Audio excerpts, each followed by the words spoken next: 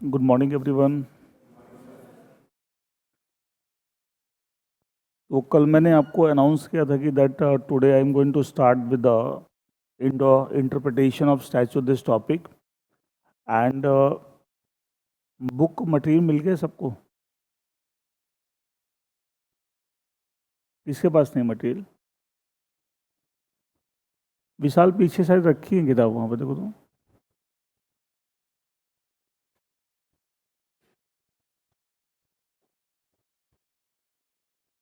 ले लीजिए, पीछे वो दे रहे हैं।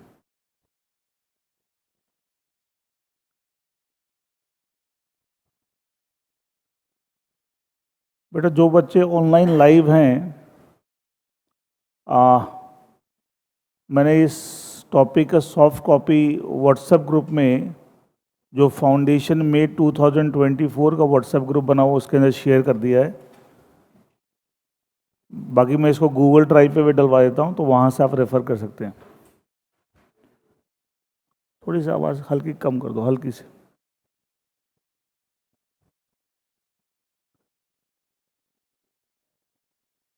देखिए टॉपिक क्या है, इंटरप्रिटेशन ऑफ स्टैचूट्स। मैंने कल बताया था कि that this topic basically we are going to discuss that how one should interpret the laws. Laws को इंटरप्रेट करने का, उसका सही मीनिंग निकालने का क्या तरीका है, उसके लिए क्या क्या प्रिंसिपल्स और रूल्स अप्लाई होते हैं, वो सारे इस टॉपिक में आप पढ़ेंगे।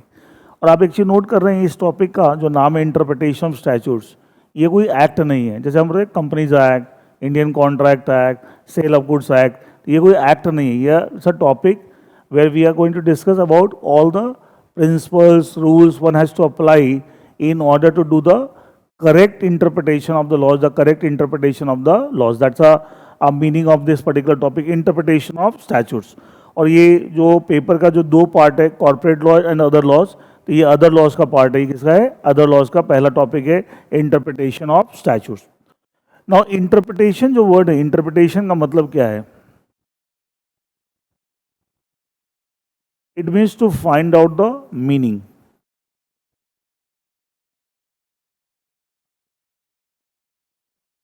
This is what is the meaning of the term interpretation. हमने बोलते साहब I am interpreting this provision law, I am trying to find out the meaning of that particular provision law of statutes. Statutes is that is the written laws and that is the acts.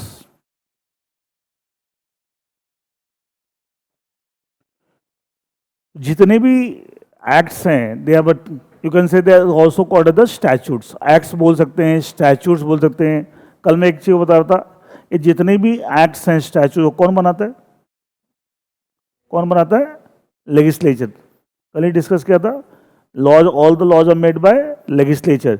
इसलिए हम acts को या स्टैचूट्स को हम legislation भी कहते हैं। क्या कहते हैं? लेजिस्लेशन भी कहते हैं। तो whether you call it the act और you call it the statute और you call it the legislation, सब एक ही बात है, सब एक ही बात है, कोई फर्क नहीं है। And basically the name of the topic that is the interpretation of statute, it means to find out the meaning of the acts made by the legislature. जितने भी एक्ट्स बने हुए मेड बाय द लेजिस्लेचर, उनके meaning किस तरीके से निकालने। अब एक चीज देखिए आप, let's say there is some act, any act. अच्छा, जब लेजिस्लेचर ने इसको बनाया होगा, और लेजिस्लेचर का मतलब अगर ये यूनिलिस्ट मैटर से रिलेटेड एक्ट बनाया तो पार्लियामेंट ने बनाया होगा, स्टेटलिस्ट मैटर में तो किसने बनाया होगा? स्टेट लेजिस्लेचर ने, मतलब लेजिस्लेचर ने बनाया। Parliament is also part of legislature. तो क्या आपको नहीं लगता लेजिस्लेचर ने जब ये एक्ट बनाया होगा तो there must be some intention behind making of that statute? Yes or no? There must be some purpose to be achieved, कि साहब हम इस एक्ट के थ्रू ये पर्पस अचीव करना चाहते हैं। There must be some objective to be achieved, कि साहब ये हमारा ऑब्जेक्टिव है, to achieve this particular purpose और objective, this particular statute has been made by the legislature. तो हमेशा कोई भी स्टैच्यूट बनता है तो आप कह सकते हैं कि साहब उसके पीछे कोई ना कोई इंटेंशन, पर्पस, ऑब्जेक्टिव होता है, ऑब्वियसली।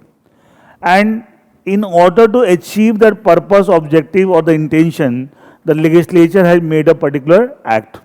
इसलिए इंटरप्रेट जब आप करेंगे, जैसे आप हम कोई भी इस एक्ट की इंटरप्रिटेशन करते हैं, तो क्या आपको लगता है in order to do the correct interpretation, in order to find out the correct meaning, क्या हमें इन सब चीज़ों की जानकारी होनी चाहिए? हाँ या ना?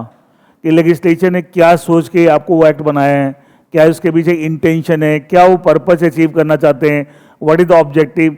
डोंट यू थिंक ये सब चीज़ें एक्चुअली आपको पता होनी चाहिए। अगर आपको नहीं पता है, if you are not aware about all this thing, in that case you will not be able to do the correct interpretation of the statute. इसलिए एक चीज मैं देखना, इस पूरे चैप्टर में बार बार ये बात आएगी, बार बार, एक बार नहीं बार बार, हम कहीं ना कहीं बात घूम फिर के वहां पहुंच जाएंगे साहब, लेजिस्लेचर ने क्या सोच के लॉ बनाया, क्या इंटेंशन थी उसकी, क्या वो ऑब्जेक्ट पर्पस अचीव करना चाहे through this particular act. And इसको जब तक हम नहीं समझेंगे, we cannot really do the correct interpretation of, we cannot do the correct interpretation of statutes। तो इसलिए हम बोलते हैं करेक्ट इंटरप्रिटेशन, तो इंटरप्रिटेशन करना उसके लिए सही, और इंटरप्रिटेशन का मतलब है to find out the meaning. But question is, in order to find out the correct meaning, in order to find out the correct meaning of the statutes, first and the foremost thing, the most important thing is that we need to understand what is the objective of the legislature behind making that particular statute, what is the object, what was the intention, क्या सोच के ये law बनाया गया। अब आपके दिमाग में सोचा है सब, इसलिए कि सर ये इंटेंशन, पर्पस, ऑब्जेक्टिव कहाँ मुझे पता लगेगा, कि from where will I get to know कि एक पर्टिकुलर प्रोविजन ऑफ लॉ या पर्टिकुलर स्टैट्यूट का आपको क्या पर्पस है, क्या ऑब्जेक्टिव है, क्या इंटेंशन है, ये बात हमें कैसे पता लगी। देखिए,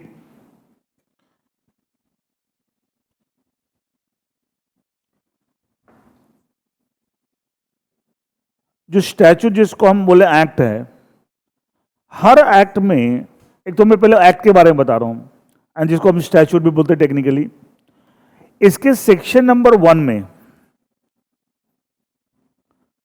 अच्छा एक्ट स्टार्ट होगा सेक्शन 1 एंड ऑल दैट, सबसे पहले नॉर्मली एक्ट का नाम ऊपर लिखा होता है, उसके बाद है ना एक स्टेटमेंट लिखा होता है, फिर सेक्शन 1 स्टार्ट होता है।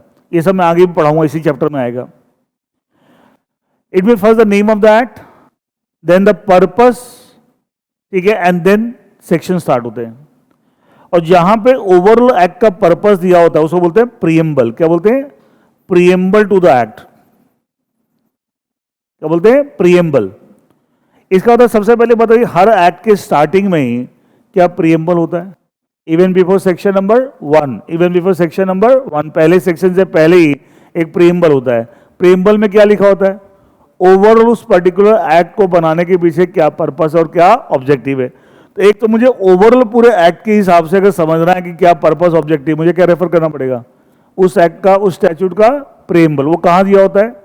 In the beginning. मैं सब कुछ दिखाऊंगा भी आपको, ठीक है, कहाँ प्रीएम्बल लिखा होता है। एक बार पहले समझ लें चीज़ों को, फिर मैं आपको एक्चुअली कोई ना कोई एक्ट खोल के आपको दिखाऊंगा सर एग्जैक्टली कहाँ पे कौन सी चीज़ होती है। Is it clear now? ये तो हो गया सर ओवरऑल एक्ट का ऑब्जेक्टिव और पर्पस कहाँ लिखा होता है? In the very beginning, even before section number 1, and that is called preamble, that is called the preamble of the statute. Clear है? अब देखिए, और कोई भी आप एक्ट उठा लीजिए। अच्छा, कल ही मैं बता रहा था, क्या constitution of India is the mother of all laws? Even constitution का भी प्रीएम्बल है। अच्छा, आप पढ़ते हो ना कॉन्स्टिट्यूशन, वी द पीपल, आपने स्कूल में पढ़ा होगा, we the people of India have solemnly resolve to constitute India into secular socialist. याद है? ये कहाँ लिखा हुआ है? प्रीएम्बल में। किसके प्रीएम्बल में? कॉन्स्टिट्यूशन के। वो भी तो लॉ है, but it's the mother of all laws. ये सुनो, उसका भी प्रीएम्बल है। और उसके प्रीएम्बल में इनफैक्ट ऐसे डिसाइडेड केसेस हैं जहाँ ये क्या बोला गया है कि कॉन्स्टिट्यूशन को बदला जा सकता है, अमेंड किया जा सकता है, लेकिन कॉन्स्टिट्यूशन के प्रीएम्बल में जो मेन कैरेक्टर्स दी रखे, that we are socialist country, secular, democratic, इनको नहीं बदल सकते आप। तो पहले तो एक स्टेज थी इंडिया में कि आप बोलते थे साहब आपको कि कॉन्स्टिट्यूशन कभी भी अमेंड नहीं हो सकता, लेकिन बाद में कुछ सुप्रीम कोर्ट के केसेस डिसाइड हुआ जहां बोला कि हो सकता है अमेंड, बट जो basic structure of the constitution है, और बेसिक स्ट्रक्चर कहां दे रखे हैं? In the preamble, that we are sovereign country, we are secular, socialist, democratic republic, इन चीजों को नहीं बदल सकते। तो इस तरह कॉन्स्टिट्यूशन कोई भी लॉ उठा लीजिए, आपको शुरू में प्रीएम्बल जरूर मिलेगा जो ओवरऑल पूरे उस लॉ का पर्पस और ऑब्जेक्टिव आपको बताता है। ये तो हो गया एक ओवरऑल।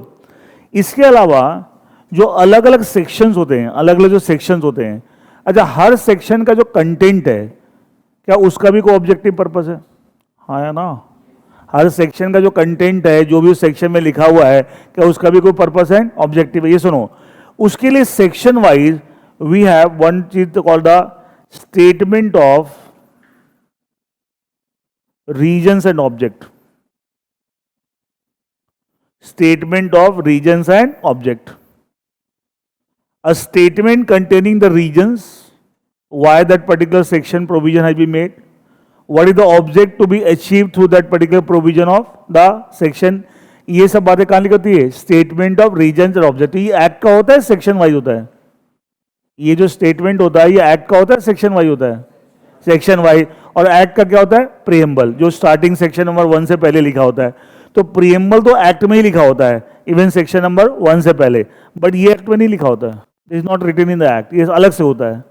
इसका मतलब क्या हुआ? हर एक सेक्शन के अलग से स्टेटमेंट और रीजन्स और ऑब्जेक्ट होते हैं, एंड वहां से हमें पता लगता है इस पर्टिकुलर सेक्शन का पर्पस और ऑब्जेक्टिव क्या है. वहां से हमें पता लगता है what is the purpose objective behind this particular provision और दिस पर्टिकुलर सेक्शन के पीछे क्या अल्टीमेटली क्या सोच के लेजिस्लेचर ने प्रोविजन आपको बनाए. इट मीन एक चीज बताओ, खुद सोच के बताओ. अभी मैंने बताया कि सब कोई भी प्रोविजन बनते हैं तो लेजिस्लेचर के उसके पीछे कोई मंशा है, कोई इंटेंशन है, कोई ऑब्जेक्टिव है, कोई पर्पस है, और ये सारी चीजें एक पर्टिकुलर सेक्शन की बात करें तो ये चीजें हमें कहाँ से पता लगती है? कहाँ से पता लगती है? इतने सुस्त क्यों भाई? कहाँ से पता लगती है?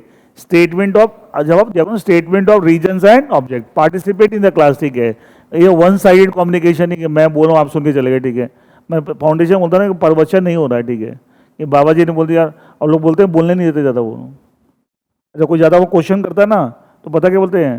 बोलते ना बाबा जी को बात को काटने लगता है. बेटा ये आस्था का विषय है, इसमें बहस नहीं करते. बाबा जी का जवाब ही नहीं है, वो बकवास ज़्यादा करते हैं. वो तो क्या करते हैं? तो फालतू की बातें बोलेंगे तो कोई पूछता है लॉजिकल बात, जवाब है नहीं तो बात जवाब ही नहीं देते. ये वो जगह नहीं है ना. वहाँ पे होता है भैया कहाँ खाली सुनते रहो. ठीक है, क्या वो बकवास कर रहा है, सुनते रहो. ठीक है, कोई मतलब नहीं, सिर पैर नहीं है, कोई मतलब नहीं, सुनते रहो. ठीक है, देखिए स्टेटमेंट ऑफ रीजन्स और ऑब्जेक्ट मतलब basically this is a statement, और हर सेक्शन वाइज होता है ये. अब आप खुद मुझे बताओ, जब इससे मुझे एक पर्टिकुलर सेक्शन के प्रोविजन के पीछे बनाने के पीछे क्या ऑब्जेक्ट था, क्या पर्पस था, ये इससे मुझे पता लग रहा है. तो आप अगर एक पर्टिकुलर सेक्शन के प्रोविजन का इंटरप्रिटेशन कर रहे हैं तो खाली सेक्शन के कंटेंट से सही इंटरप्रिटेशन कर सकते हो? क्या खाली सेक्शन के कंटेंट से सही इंटरप्रिटेशन कर सकते हो?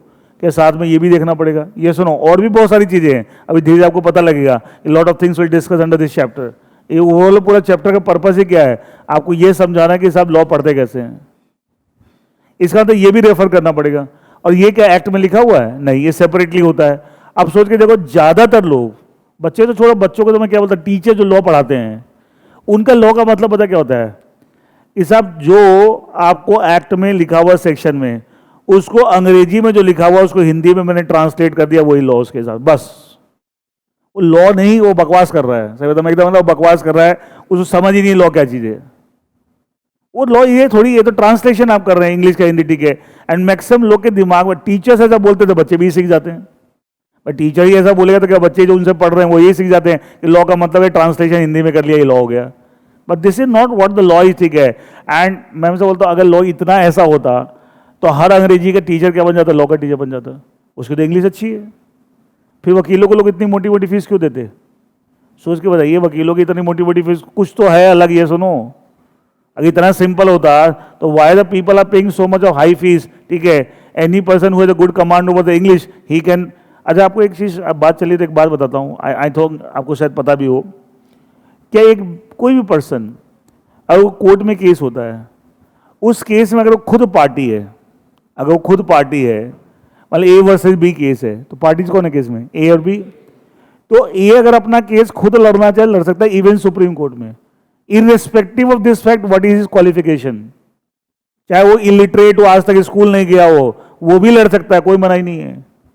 कोई मनाही नहीं, अपना केस, दूसरे का नहीं. बी अपना केस खुद लड़ना चाहे, एकदम 100% अलाउड है, लीगली अलाउड है. होता क्या है, हम क्या देखते हैं, हमारे नॉर्मली क्या होता है, हम जो देखते हैं हमारे दिमाग में वैसे ही कुछ भी आपकी बातें बैठ जाती है. अच्छा नॉर्मली क्या होता है, ज़्यादातर लोग अपने केस को लड़ने के लिए क्या करते हैं? लॉयर्स हायर करते हैं. तो हम देख देख के हमारे दिमाग क्या बैठ जाता है? नहीं नहीं ऐसा नहीं हो सकता, लॉयर हायर करना पड़ेगा.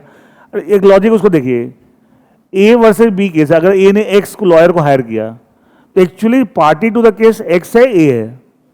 एक बार ए की तरफ से बात करते हैं, ए ने एक्स को हायर किया एज लॉयर, तो पार्टी टू द केस ए है एक्स है, ए का इंटरेस्ट है ना, केस जीतेंगे हारेंगे, सुनो। तो एक्चुअली कंसेप्ट इस तरीके से, भैया अपना केस आप खुद हैंडल कर सकते हो, लेकिन अगर आपको लगता है कि आप नहीं हैंडल कर सकते, आपको नॉलेज नहीं है, आपको लगता है कॉन्फिडेंस नहीं आप कर पाएंगे, तो then you can hire a professional, that is advocate. ये कंसेप्ट एक्चुअली इस तरीके से है। लिंक, क्योंकि ज्यादातर लोग एडवोकेट हायर करते हैं तो दिमाग में क्या बैठ जाता है कि भैया एडवोकेट तो हायर करना मैंडेटरी, ऐसा नहीं है।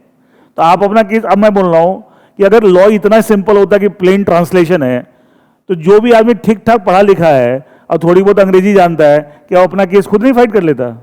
लेकिन ज्यादा लोग करते हैं या लॉयर्स इंगेज करते हैं? लॉयर क्यों? क्योंकि इतना टेक्निकल चीजें इतनी आसान नहीं है।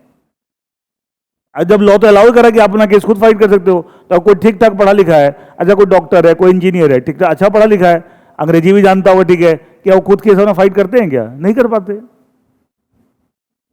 इसका मतलब, कहने का मतलब, अंग्रेजी को हिंदी में कर देना इज नॉट अ लॉ, जो दिमाग में लोगों ने बिठा रखा है पूरे हिंदुस्तान में, ऐसा लॉ का मतलब क्या, ये कर लो ठीक है, but that's not. Lot of things are there अगर आपको सही इंटरप्रिटेशन करनी है। और घूम फिर के सारे भी इसका ऑब्जेक्टिव ही है कि लेजिस्लेचर ने क्या सोच के लॉ बनाया, हमें उस तक पहुंचना है। अच्छा, उसको पहुंचने का तरीका क्या है? हम एक्ट का प्रीएम्बल देखें, हम अलग अलग सेक्शन जो हम इंटरप्रेट करें उनके स्टेटमेंट और रीजन ऑब्जेक्ट पढ़ें, ये सुनो, और लॉट ऑफ अदर थिंग। ये लॉ बनाते समय सामाजिक परिस्थिति क्या थी जिस प्रॉब्लम को एड्रेस करने के लिए समाज, अच्छा मैं हमेशा laws are meant for whom, law किसके लिए? सोसाइटी के लिए। इसका मतलब जो प्रोविजन ऑफ लॉ सोसाइटी के जिस एस्पेक्ट को रेगुलेट करने के लिए बना, कि हमें सोसाइटी की भी समझ होनी चाहिए कि साहब जिस तरीके से सोसाइटी है, या जब ये लॉ बना तो उस समय समाज में क्या प्रॉब्लम थी, हमें वो सब की समझ होनी चाहिए, तब जाके we can really do the good interpretation of law. Lot of things are there, it's not a plain language reading and all, ठीक है, lot of things are there, then only you can really be. और net result, अगर net result निकालोगे, तो मैं एक चीज बोलता हूं, अगर आपको अच्छा इंटरप्रिटेशन करना है तो कोशिश धीरे धीरे, वो एक दिन में नहीं होता, सब प्रोसेस धीरे धीरे होगा, लेकिन धीरे धीरे भी वो बंदा वहां तक पहुंचेगा जो रास्ता सही पकड़े। ऐसे बताइए, अगर एक ट्रेन को बॉम्बे पहुंचना है, तो आप दिल्ली से चलेगी तो ऐसा तो नहीं कि 1 घंटे में पहुंच जाएगी, टाइम लगेगा, लेकिन पहुंचेगी वो कौन सी ट्रेन? जो दिल्ली से बॉम्बे वाले ट्रैक पे चल रही है, हाँ या ना? अगर कोई ट्रेन को दिल्ली से कैलकाटा वाले ट्रैक पे चला दो, तो कितनी भी स्पीड से चले बॉम्बे पहुंच जाएगी क्या? तो कहने का मतलब क्या है, तरीका सही पकड़ोगे तो धीरे धीरे आप पहुंचोगे वहां पे, टाइम लगेगा, लेकिन जो तरीका ही गलत पकड़े वो कभी नहीं पहुंचता है, वो कभी नहीं आता है, ठीक है। उसको कभी कई लग जाए, हड़बड़ा भी जाता है, सब मुझे तो बड़ा डिफिकल्ट लगता है, पता नहीं आप कैसे कैसे चीजों को इंटरप्रेट कर लेते हैं। हमें, आपको एक दिन में थोड़ी आ जाएगा, हमें भी कोई एक दिन में थोड़ी आ गया है, लेकिन रास्ता तो सही पकड़ना पड़ेगा ना, रास्ता सही, प्रोसेस सही पकड़ोगे तो धीरे धीरे क्या होगा, एक स्टेज आएगी, then you can start doing the good interpretation law. But question is, it will not be in one day, but question ये भी उनके साथ होगा कि साहब ओवर अ पीरियड टाइम जो रास्ता सही पकड़ेंगे, मतलब प्रोसेस तरीका सही करेंगे, और जो गलत तरीके वो कभी नहीं पहुंचते हैं, वो कभी नहीं पहुंचते, ठीक है, कभी भी वो सही आपको अच्छा इंटरप्रिटेशन कर नहीं पाते। रीजन उसका क्या है, रास्ता ही गलत पकड़ रखा है। हमेशा बोलते हैं ना, effort should be in the right direction. खाली एफर्ट लगाना इंपॉर्टेंट नहीं, एफर्ट गलत डायरेक्शन में लगाते हैं। मैं हमेशा एग्जांपल देता हूं, दरवाजा अंदर खुलता है, हल्का सा पुश करते हैं खुल जाता है, एफर्ट लगाया, लेकिन वो खींच रहे हो, पुल कर रहे हो, खुलेगा? तो एफर्ट किस में ज्यादा लगाया? पुल करते समय, लेकिन फिर भी दरवाजा नहीं खुला, और अब दरवाजा एक्चुअली अंदर की तरफ खुलता है, आपने किया हल्का सा पुश खुल गया, तो एफर्ट ज्यादा लगाने पे पुल, तब भी दरवाजा आउटपुट नहीं आया, इसका मतलब क्या हुआ, एफर्ट तो लग रहा था और ज्यादा लग रहा था, बट इन रॉन्ग डायरेक्शन। तो हर काम में ऐसे होता है कि तरीका जब तक सही नहीं है ना, आप चाहे एफर्ट कितना, कई लोग नहीं बोलते, पेरेंट्स बोलते हैं हमारा बच्चा इतना पढ़ता है, बट उसको सक्सेस नहीं मिलती, वो पास नहीं होता, कारण क्या है? तरीका गलत है, काम करने का तरीका ही गलत है, और तरीका जब तक आप सही नहीं करोगे कोई भी काम में सक्सेस नहीं मिल सकती।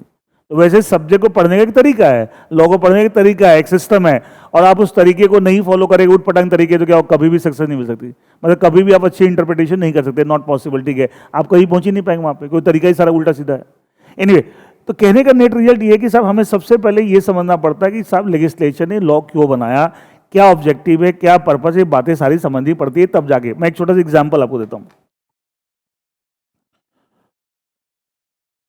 एक कंपनी लॉ जो आपके चैप्टर 1 to 10 आप पढ़ोगे, उसमें कंसेप्ट आएगा, अच्छा जैसे शेयरहोल्डर्स जो होते हैं कंपनी के अंदर, शेयरहोल्डर्स की जो मीटिंग होती है, क्या उसको जनरल मीटिंग बोलते हैं? आया ना? आपने फाउंडेशन में भी हल्का सा पढ़ा था, बाकी इंटर में तो डिटेल में आएगा ही आपको, ठीक है। शेयरहोल्डर्स जो जनरल मीटिंग में डिसीजन लेते हैं, मैं एक एग्जांपल दे रहा हूं समझाने के लिए, देखिए। शेयरहोल्डर्स जो जनरल मीटिंग में डिसीजन लेते हैं तो उसके लिए एक रेजोल्यूशन पास करते हैं, और रेजोल्यूशन भी दो तरह के होते हैं, एक बोलते हैं ऑर्डिनरी रेजोल्यूशन और एक बोलते हैं special resolution, ordinary and special, ठीक है। अच्छा, किस केस में किस चीज के लिए ऑर्डिनरी चाहिए, किस चीज के लिए स्पेशल, ये सब चीजें लॉ में दे रखी है। कहां दे रखी है? लॉ में दे रखी है, अलग अलग सेक्शन में कि साहब ये काम करना, ये डिसीजन लेना, इसके लिए शेयरहोल्डर की अप्रूवल चाहिए बाय वे ऑफ ओआर, ऑर्डिनरेशन। और अगर और किसी चीजें तो उसके लिए सब जगह लिखा हुआ है लॉ में, सब पढ़ोगे धीरे धीरे कंपनी तो पता लग जाएगा। अच्छा, अगर कहीं पे लॉ में लिखा हो कि साहब for so and so matter shareholder की अप्रूवल चाहिए बाय वे ऑफ ऑर्डिनरी, इसका मतलब क्या हुआ? जो फेवर में शेयरहोल्डर वोटिंग, अच्छा रेजोल्यूशन एक प्रपोजल रखा जाएगा शेयरहोल्डर के सामने, फिर सारे शेयरहोल्डर बोला वोटिंग करो, तो कुछ शेयरहोल्डर फेवर में वोट करेंगे, मतलब क्या हुआ? क्या उस प्रपोजल के फेवर में है? हाँ या ना? अच्छा, जो अगेंस्ट वोट करे, इसका मतलब वो उसके फेवर में, वो नहीं चाहता कि ये डिसीजन हो, ये सुनो, ये मतलब हुआ। तो रिक्वायरमेंट लॉ में क्या है कि साहब कब बोलेंगे ऑर्डिनरी पास हो गया, प्रपोजल पे ओआर पास हो गया, कब बोलेंगे? अगर votes cast in favour, votes का जितने फेवर में vote, number of votes is more than votes cast against, against में जितने वोट्स हैं उससे फेवर वाले से ज्यादा है। अच्छा, मैंने इक्वल टू का साइन नहीं लगाया, क्या ज्यादा है, इज दैट क्लियर? अच्छा, इसका मतलब मान लो एग्जांपल लेते हैं, टोटल अगर 500 वोट पड़ते हैं, कितने? 500 वोट, अगर 500 में से 300 फेवर में 200 अगेंस्ट है, क्या ओआर पास हो गया? हो गया। अच्छा, इसको क्या मोर देन 50% बोल सकता हूं? एक ही बात है, मोर देन जितने वोट पड़ रहे हैं चाहे फेवर में चाहे अगेंस्ट में, उसमें 50% ज्यादा अगर फेवर में है, क्या ओवर पास हो जाएगा? आया ना? एक ही तो बात है। अच्छा बता, 500 में से 50% क्या हुआ? 250। अच्छा, 50% ज्यादा क्या होगा? 251। तो 251 फेवर में होते क्या ओवर नहीं पास हो जाएगा? इसका तो अगेंस्ट में कितने हैं? 249। एक ही बात है, इसी बात को ऐसे बोलते हैं मोर देन 50%, मतलब जितने वोट लोग कर, जितने लोग वोट कर रहे हैं उसमें कम से कम 50% ज्यादा फेवर में होने चाहिए। ऐसे स्पेशल रेजोल्यूशन के लिए रिक्वायरमेंट है votes cast in favour, favour में जितने वोट्स हैं it should be greater than equal to, या इक्वल टू भी साइन है, लिंक किसका? 3 times of the votes cast against, जितने अगेंस्ट में वोट्स हैं उसको 3 से मल्टीप्लाई कर लो, 3 गुना हो गया। फेवर वाले उसके बराबर या उससे ज्यादा, 3 गुना के बराबर, ये नहीं कि बराबर, ठीक है, इधर 3 गुना हो गया, ठीक है। उसके बाद अच्छा बताइए, अगर मान लिया इसी एग्जाम्पल में 500 वोट पड़ रहे हैं, किसी मैटर पे एस स्टार की रिक्वायरमेंट है अकॉर्डिंग टू कंपनी जाए, और 500 वोट टोटल पड़ रहे हैं फेवर अगेंस्ट सब मिला के, अगर मान लिया फेवर में 400 है और अगेंस्ट में 300 है, 500 वोट हो गए टोटल। अच्छा, 300 अगेंस्ट में 3 से मल्टीप्लाई किया, 300 फेवर में कितने होने चाहिए? 300 या उससे ज्यादा है, कितने हैं? 400। क्या मेरा एस स्टार पास हो गया? हाँ या ना? लेकिन अगर ये हो अगेंस्ट में 150 है और ये फेवर, टोटल 500 वोट है, ये मैं उसी एग्जाम्पल पे चल रहा हूँ, ठीक है, 150 और 350। अब 150 का 300, 3 गुना कितना हो गया? 450। यहाँ है कितने? 350। क्या रिक्वायरमेंट पूरी हुई? नहीं। इसका जब प्रपोजल डिसीजन में कन्वर्ट, मतलब प्रपोजल रखा गया था लेकिन रेजोल्यूशन पास हुआ नहीं, स्पेशल रेजोल्यूशन पास नहीं हुआ, it mean that is not convert into the decision, वो डिसीजन में कन्वर्ट नहीं हुआ, ये मतलब हुआ। अब देखो आप, ये कंपनी एक्ट की रिक्वायरमेंट्स है। अच्छा, हम ये जो काउंटिंग करते हैं, ध्यान सुनिएगा, ये जो काउंटिंग करते हैं, कैसे काउंटिंग करते हैं? जो मेंबर मीटिंग में आए उनमें से देखते हैं जो प्रेजेंट है और वोट कर रहे हैं। एक कंसेप्ट और होता है एब्सटेनिंग फ्रॉम वोटिंग। एब्सटेनिंग का मतलब होता है जो मीटिंग में आए और वोटिंग जब हुई तो ना फेवर में वोट किया ना अगेंस्ट में, कुछ नहीं। जैसे मैं क्लास में कोई क्वेश्चन पूछता हूँ, कितने बच्चे इस क्वेश्चन के जवाब में बोलते हैं कि साहब आपके हिसाब से ऐसा होना चाहिए, यस, ठीक है। कितने बच्चे बोलते हैं ऐसा नहीं होना चाहिए, नो, ठीक है। कुछ बच्चे कुछ भी जवाब नहीं थे। इसका मतलब क्या है? क्लास में है, प्रेजेंट है, but are they participating in voting process? ना वो हाँ बोल रहे हैं ना बोल रहे हैं। इसका मतलब क्या है? उनको क्या बोलेंगे? एब्सटेनिंग फ्रॉम वोटिंग, वो वोटिंग में पार्टिसिपेट नहीं कर रहे हैं। तो एक्चुअली अकॉर्डिंग टू लॉ ये जो कैलकुलेशंस होती है, वो मेंबर जो मीटिंग में प्रेजेंट हैं एंड वोट कर रहे हैं, इसका मतलब क्या हुआ? वोट करने का मतलब या तो फेवर में ही या अगेंस्ट में वोट कर रहे हैं। ये सुनो, उनमें से हम देखते हैं, उनमें से देखते हैं। इसका तो जो मेंबर मीटिंग में आए नहीं, क्या उसे कंसीडर करते हैं? अच्छा, जो मेंबर मीटिंग में आए बट एब्सटेनिंग फ्रॉम वोटिंग, क्या बोले? एब्सटेनिंग फ्रॉम वोटिंग, क्या उसे काउंट करते हैं? हाँ या ना? नहीं करते। इसे सिर्फ किसको करते हैं? Who are present and voting. जो प्रेजेंट भी है मीटिंग में और वोट भी कर रहे हैं, वही उन्हीं में से काउंट करते हैं, उन्हीं में से। अब यहाँ तक क्लियर है? यहाँ तक क्लियर है? आई एम जस्ट गिविंग, देखो क्या होता है, ये चैप्टर जो है ना, मैं बहुत फ्रेंकली बता दूँ, थोड़ा सा फिलोसफिकल भी लगेगा, लेकिन बहुत सारे एग्जाम्पल हम लॉ के अलग अलग प्रोविजन से लेंगे। अच्छा, तो ये टॉपिक हम क्यों पढ़ रहे हैं? कि जितने भी हम एक्ट्स पढ़ेंगे, और नॉट ओनली दिस पेपर, चाहे इनकम टैक्स एक्ट पढ़ रहे हो, कोई भी स्टैचूट आप पढ़ रहे हो, क्या ये टॉपिक आपको सारे स्टैचूट को पढ़ने में हेल्प करेगा, सही तरीके से समझने में हेल्प करेगा? ये सुनो, तो मैं उसके एग्जाम्पल लगा के ये तो कंसेप्ट को स्पेक्ट करके दिखा रहा हूँ कि कैसे इसको हम यूज करते हैं। हाँ है ना? अभी तो मजा आएगा, तब ठीक है, अदरवाइज का प्लेन रीडिंग कर दो, क्या बकवास लगेगा फिर तो। वही तो पर्पस है इसी के टॉपिक पढ़ने का, पर्पस यही है। अब देखिए आप, अब एक सोच के देखो, आपने फाउंडेशन पढ़ा है concept listed company, unlisted company. अरे लिस्टेड बेटा एकदम ब्लैंक मत होना, ये गड़बड़ हो जाती है। ठीक है भाई, मैं डेफिनेशन नहीं पूछ रहा, बट एटलीस्ट इतना तो याद है, हाँ लिस्टेड कंपनी अनलिस्टेड कंपनी पढ़ा था। अच्छा, लिस्टेड कंपनी क्या बोलते हैं? जिनके शेयर ट्रेड हो रहे हैं ऑन द स्टॉक एक्सचेंज। ठीक है, अनलिस्टेड कंपनी जिनके ट्रेड स्टॉक एक्सचेंज पे नहीं हो रहे। भाई कंपनी तो इंडिया में बहुत सारी, सब थोड़ी लिस्टेड है। क्लियर है? कुछ ही कंपनी के शेयर ट्रेड हो रहे हैं ऑन द स्टॉक एक्सचेंज। ये सुनो, कल सुना होगा मार्केट, स्टॉक मार्केट काफी गिर गया था, ठीक है, आज थोड़ा सा वापस रिकवर किया है, तो वहां पे कौन सी कंपनी की बात हो रही है? Only listed. सारी कंपनी की थोड़ी बात हो रही है। अच्छा, लिस्टेड कंपनी के क्या शेयर होल्डर बहुत ज्यादा होते हैं? Number of share holder in comparison to unlisted company के, लिस्टेड कंपनी के बहुत ज्यादा होते हैं, है ना? अब मान लिया एक लिस्टेड कंपनी है और उसके मान लिया लेट से 1 लाख शेयर होल्डर है। डोंट गेट सरप्राइज, 1 लाख के 10-10 लाख भी शेयर होल्डर होते हैं। ठीक है, मान लीजिए उसके 1 लाख शेयर होल्डर। टेंशन मतलब मैं सब कंपनी लॉ में दोबारा पढ़ाऊंगा, खाली ये तो इस समझाने के लिए एग्जाम्पल मैंने पिक किया है, लेकिन एग्जाम्पल को भी समझने के थोड़ा सा डिस्कशन करना पड़ता है। अब जो 1 लाख मान लीजिए उसके शेयर होल्डर है, उस कंपनी की मालिक जनरल मीटिंग हो रही है। जनरली ऑब्जर्व किया गया है, अच्छा जो जनरल मीटिंग में मीटिंग ऑफ शेयर होल्डर, तो क्या वो 1 लाख के 1 लाख शेयर होल्डर सबको आपको जनरल मीटिंग का नोटिस गया होगा, साहब इस दिन इतने बजे यहाँ मीटिंग होगी, आप आके अटेंड कर सकते हैं? ये सुनो, सारे शेयर होल्डर को नोटिस गया होगा। लेकिन प्रैक्टिकली ये देखा गया है कि अगर किसी कंपनी के लाख, मतलब एक मोटा मोटा एक आइडिया, 1 लाख शेयर होल्डर हैं तो 1000-1500 से ज़्यादा शेयर होल्डर मीटिंग में नहीं आते। उसके बहुत सारे कारण हैं। अच्छा, आप कंपनी ने तो सबको नोटिस भेजा है कि भाई आप इस समय इस जगह आप मीटिंग अटेंड कर सकते हैं, बट सवाल उठता है कि प्रैक्टिकली फिजिबल होता नहीं है। अच्छा, मैं अपना एग्जांपल लेता हूँ। मेरे पास कितने कंपनी के शेयर्स हैं? I am also investing into the shares, ठीक है। एंड अब मेरी क्लास चल रही है और उसी कंपनी की उसी टाइम में मीटिंग है, किसी कंपनी की जनरल मीटिंग, क्या मैं क्लास छोड़ के मीटिंग अटेंड करने जाऊँ क्या? प्रैक्टिकली पॉसिबल है? ऐसे कोई जॉब कर रहा है, कोई बिजनेस में है। अच्छा, कई बार होता है आप जिस सिटी में रह रहे हैं, मीटिंग किसी दूसरी सिटी में, ट्रैवल करके दूसरे सिटी में जाके मीटिंग, क्या प्रैक्टिकली पॉसिबल है? अच्छा, दूसरा बात, आपका राइट है टू अटेंड अ मीटिंग। एक कंसेप्ट होता है ना, अपना राइट आप एक्सरसाइज करें या ना करें, डॉक्ट्रिन ऑफ वेवर और राइट बताता है, मैं आपने राइट छोड़ दिया लोगों ने। तो प्रैक्टिकली देखा गया कि अगर 1 लाख शेयर होल्डर है तो 1000-1500 शेयर होल्डर मीटिंग में नहीं आते। अब सोच के देखो, मान लिया 1500 शेयर होल्डर आए, क्लियर है, और किसी मैटर पे ओआर की रिक्वायरमेंट है, किसी मैटर पे ओआर की रिक्वायरमेंट है। अब जब वहां पे वोटिंग, अब 1500 में से भी जरूरी नहीं कि सारे वोट करें, हो सकता है 300 आपको एब्सटेन फ्रॉम वोटिंग है। इफेक्टिवली हम वोट कौन कर रहे हैं? 1200। क्लियर है?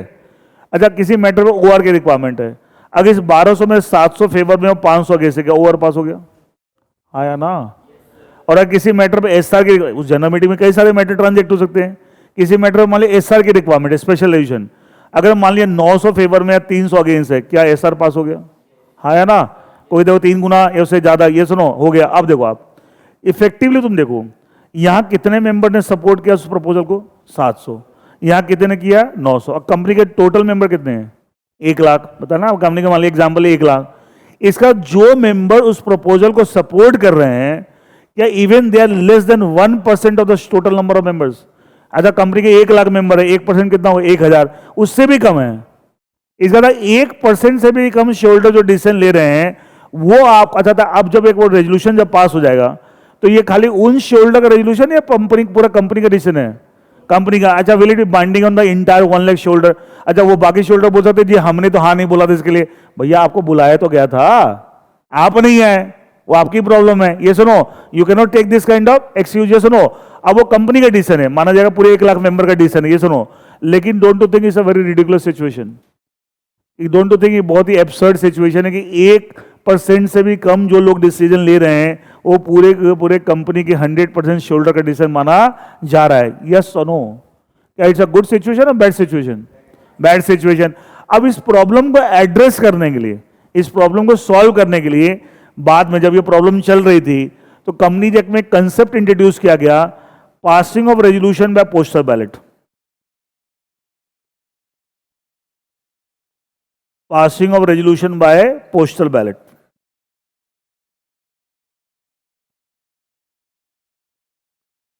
इसमें क्या होता है कि जिस मैटर पे शोल्डर की अप्रूवल चाहिए, सब कंपनी में नहीं होता, कुछ बड़ी कंपनी जिनका नंबर ऑफ शोल्डर ज्यादा। अच्छा, प्रॉब्लम सब कंपनी में या उन कंपनी में जिनका नंबर ऑफ शोल्डर बहुत ज्यादा है? अभी पूरा स्टार्ट ही मैंने किसी किया, listed company number of member बहुत ज्यादा एंड ऑल दैट। अच्छा, किसी कंपनी के टोटल मेंबर ही 10 है, हो सकते हैं उसकी जनरल मीटिंग में 10 में से 6 लोग आ गए, 7 लोग आ गए, कोई प्रॉब्लम नहीं है। लेकिन जहां नंबर ऑफ मेंबर ज्यादा है और उसमें से बहुत कम लोग आ पा रहे हैं मीटिंग में, क्या मेन समस्या तो वहां है। तो इसका तो ये कंसेप्ट सबके लिए नहीं, only the company having the huge number of members. Now अब देखिए आप, ये कंसेप्ट है। इसमें क्या होता है, जिस प्रपोजल पे शोल्डर की अप्रूवल चाहिए वो प्रपोजल के पेपर सारे शोल्डर को भेज जाते हैं और साथ में एक बैलेट पेपर भेज जाता है। बैलेट पेपर समझते हो, जिसमें वोटिंग होती है। और बोला आप ये प्रपोजल को पढ़ लीजिए, पढ़ने के बाद आप बैलेट पेपर पे अपना वोट एक्सरसाइज कीजिए। बैलेट पेपर पे दोनों ऑप्शन होते हैं, फेवर में तो फेवर वाला बॉक्स टिक करो, अगेंस्ट में तो अगेंस्ट में, और साइन करके कंपनी को बैलेट पेपर वापस भेजिए। अच्छा, इस तरीके से क्या आपको शोल्डर वोटिंग राइट एक्सरसाइज कर रहा है? क्या मुझे बताइए, यहां पर इस मेथड में वोटिंग राइट एक्सरसाइज करने के लिए शोल्डर को मीटिंग में आना पड़ रहा है या अपने घर बैठे वोटिंग राइट एक्सरसाइज कर रहा है? घर बैठे। तो इस मेथड से जब हम रेजोल्यूशन पास कराएंगे, क्या पार्टिसिपेशन बाय द शोल्डर क्या काफी बढ़ जाएगा? ये सुनो, अच्छा वही मीटिंग में जाए करना तो क्या पार्टिसिपेशन बहुत पुअर है, हर बंदे टाइम नहीं है। यहां तो क्या आपके पेपर आगे जब चाहे 2-4 दिन के अंदर कभी भी आपको उसे टिक करके और वापस भेजना है बैलेट, एंड कंपनी उसके हिसाब देखे कितने लोग फेवर में कितने अगेंस्ट में, उसके हिसाब डिसाइड करेगी। मुझे क्या इसका मतलब ये जो मेथड है, क्या ये फार बेटर मेथड है as far the participation by the shoulder in the decision making process the company in comparison to passing the resolution at a general meeting? कौन सा ज्यादा इफेक्टिव मेथड है? This one. तो ये introduce किया गया। अब इसके रिलेटेड एक सेक्शन है 110, हम ये पढ़ाते हैं, ठीक है, पासिंग रेजोल्यूशन। अब ये जब मैं पढ़ा रहा हूं, मैं शायद डायरेक्टली प्रोविजन पढ़ाने से पहले क्या मुझे सारी कहानी बतानी चाहिए? हाँ है ना? अगर मैं ये बताऊंगा फिर ये कोई प्रोविजन पढ़ेगा, क्या वो बेटर इंटरप्रेट कर पाएगा? ये सुनो, क्योंकि बैकग्राउंड ही नहीं पता कि क्या प्रॉब्लम थी, किस प्रॉब्लम को सॉल्व करने के लिए क्या इंटेंशन, क्या सोच के बनाया गया, इसको कुछ नहीं पता। और सीधा मैं सेक्शन पढ़ रहा हूं, क्या खाक पढ़ूंगा? एक बार क्या एक बच्चे ने ना इंटर पास कर रखा था, लेकिन वही होता ना, मैंने बताया सीए में बहुत सारे बच्चों को होता है, लॉ ये तो ऐसे ही है, ठीक है, वो ऐसे ही उसने करके पास तो हो गया वो। तो ऐसे कोई बात में चली, तो मैंने बेटा ये टॉपिक पढ़ा है? हाँ। मैं इस टॉपिक के पीछे ऑब्जेक्टिव क्या है? सर मीटिंग कराना ना बहुत महंगा पड़ता है कंपनी को, इस लॉ में ने बोला होगा कि साहब ये ऐसे कर लो, सस्ता सस्ता साहब। ये ऑब्जेक्टिव बताओ।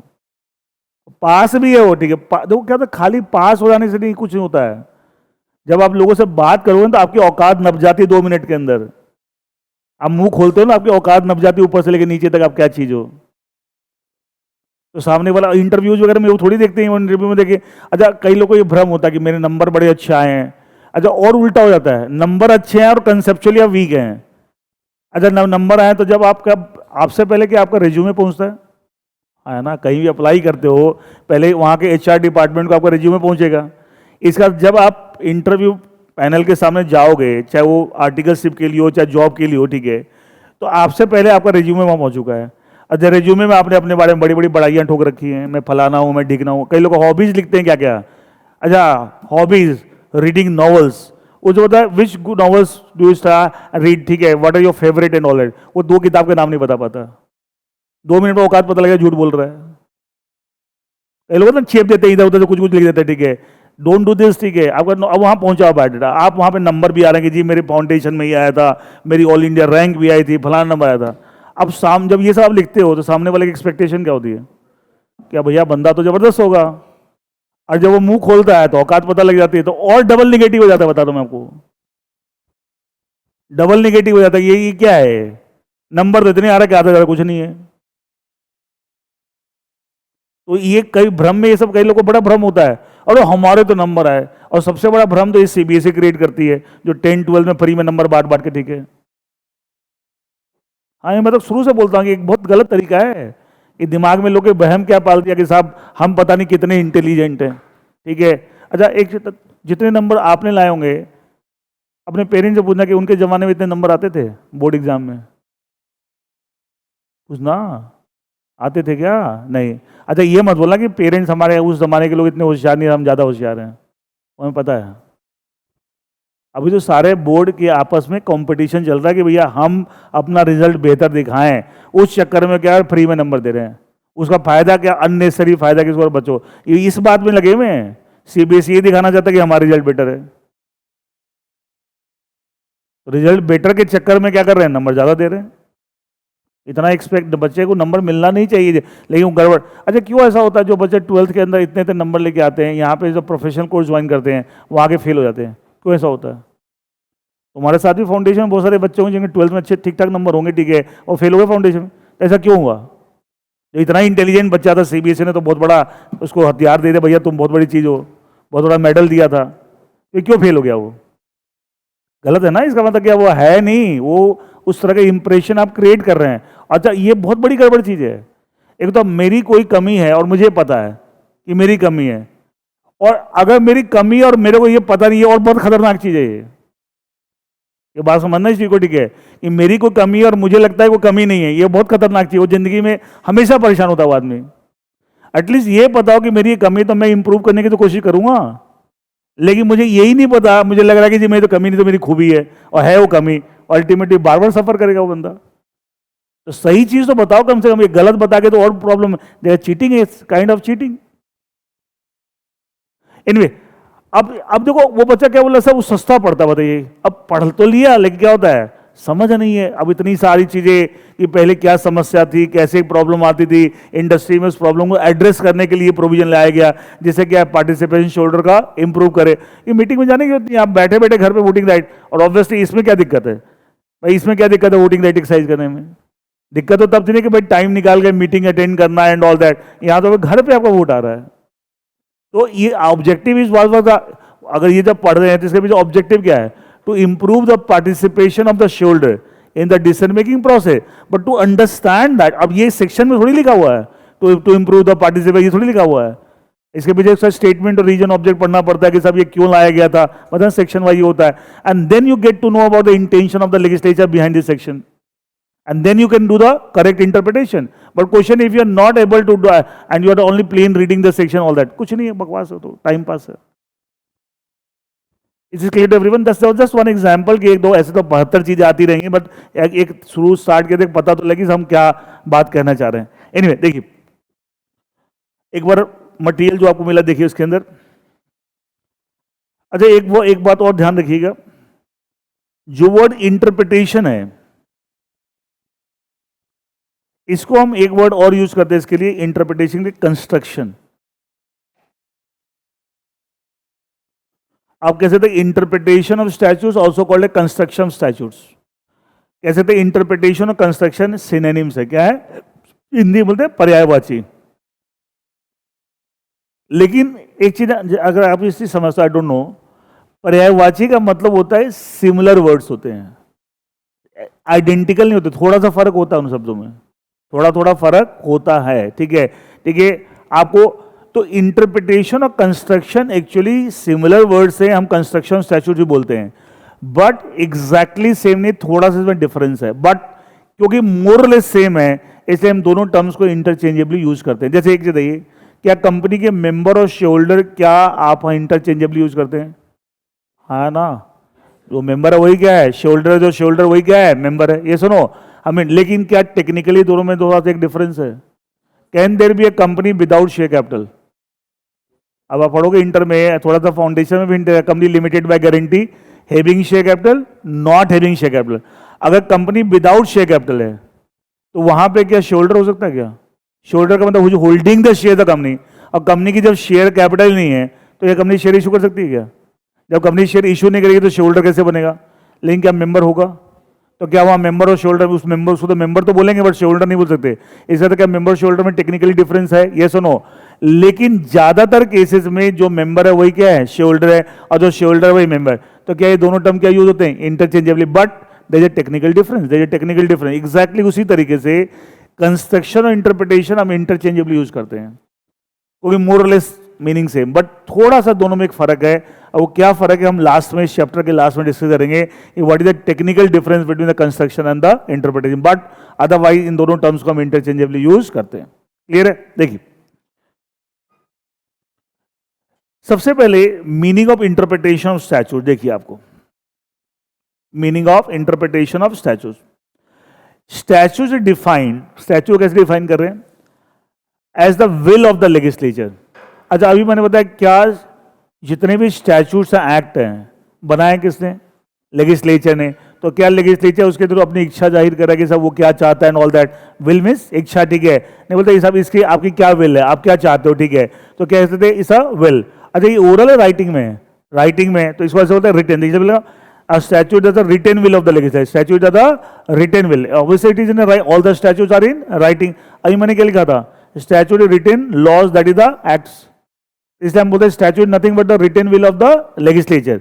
अच्छा यहाँ पे normally denotes the act enacted by the, enacted means made. जो statute हम किसको बोलते हैं? acts को। कौन किससे बनाया है? legislature. Made by the, enacted by, made by एक ही बात है, enacted by the legislature. And since it is writing, that's why it is also called written will of the legislature. अच्छा बीच में लिखा according to Maxwell, ये क्या देखो आपको। अच्छा कोई भी सब्जेक्ट पढ़ो, क्या उन सब्जेक्ट्स में हमेशा बोलते हैं सब कुछ बहुत फेमस थिंकर्स एक्सपर्ट हुए उस सब्जेक्ट के? जैसे सुना अब, जैसे आप लोग कभी फिलिप कॉटलर का नाम सुना है आप? हाँ, किस कॉन्टेक्स्ट में सुना है? उसको मार्केटिंग गुरु कहा जाता है कि मतलब इंडिया वर्ल्ड में आज तक मार्केटिंग से रिलेटेड कि जितने भी आपके एक्सपर्ट हुए हैं, Philip Kotler is considered the best one. Philip Kotler का नाम था, मार्केटिंग गुरु बोलते हैं, ठीक है। तो हर सब्जेक्ट में ऐसे होते हैं ना, हर सब्जेक्ट में क्या कुछ पुराने एक्सपर्ट या थिंकर्स जिनका बहुत नाम है, जिनकी बहुत अच्छी अंडरस्टैंडिंग थी अबाउट द सब्जेक्ट। तो वैसे लॉ में भी बहुत सारे लॉ के बहुत सारे एक्सपर्ट हुए पुराने, ठीक है। एंड जिनके नाम बीच बीच में आपको आते रहते हैं कि उन्होंने कैसे इसको परिभाषा दिया है, उन्होंने कैसे इसको डिफाइन किया है, ठीक है। तो Maxwell is also one of the legal thinker, legal expert, ठीक है। ऐसे बहुत सारे नाम आप बीच बीच में आते रहेंगे। लीगल एक्सपर्ट्स, और ये लोग अब हैं नहीं, ये बहुत पुराने लोग हैं, लीगल थिंकर्स।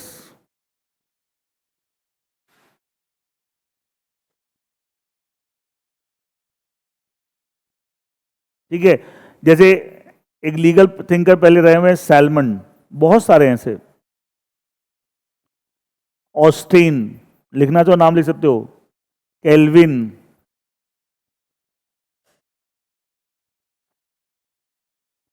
मैक्सवेल, ऐसे बहुत सारे हैं।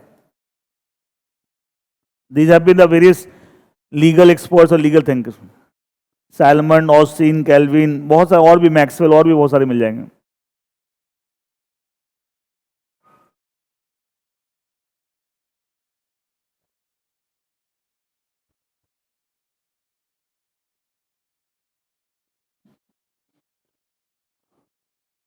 क्लियर? तो ये लिखा ना अकॉर्डिंग टू मैक्सवेल, मतलब मैक्सवेल उनके हिसाब से लॉ क्या है, उनके हिसाब से स्टैट्यूट क्या है, ठीक है। उन्होंने अपने हिसाब से परिभाषा दी कि स्टैट्यूट का मतलब क्या है। क्लियर है? एक नाम सुना आपने, नो लॉ से रिलेटेड नहीं है, सेक्रोटिस नाम सुना है? हिंदी में सुकरात बोलते हैं, नाम ही नहीं सुना? सेक्रोटिस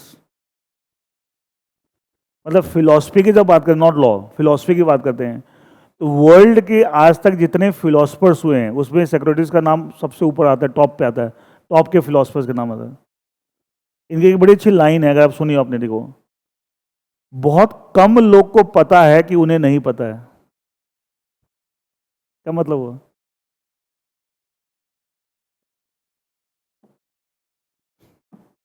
क्या मतलब हुआ?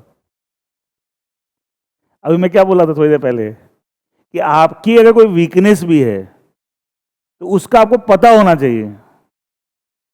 मतलब वीकनेस मतलब कोई चीज आपको नहीं आती है तो उसका आपको पता है, लेकिन ज्यादातर लोग को यह भी नहीं पता होता कि उनको क्या क्या नहीं आता है, तो वो लोग बड़ी परेशानी में रहते हैं। तो बोले इसलिए बहुत कम लोग को पता है कि उन्हें नहीं पता। मतलब क्या है कि आपकी क्या क्या कमियां ये इस बारे में बहुत कम लोग को पता है, और जो ये बात को समझ जाएगा ना, ठीक है, मेरी क्या कमी है, क्या उसको बेटर करेगा, अपनी कमियों को दूर करेगा, और धीरे धीरे क्या होगा, he will become better person. बड़ी अच्छी लाइन बोलते हैं, पता है फिलोसफर्स तो बात ही कहते हैं, उनकी बात को समझने के लिए बहुत सोचना पड़ता है वो क्या कह रहा है।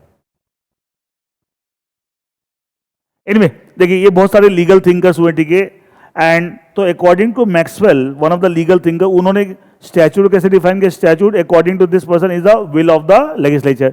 सेंट इज इन राइटिंग, तो we can say is a written will of the legislature. देखिए the object of interpretation of the statute is to discover the intention of the author. Who is the author of the statute? Legislature.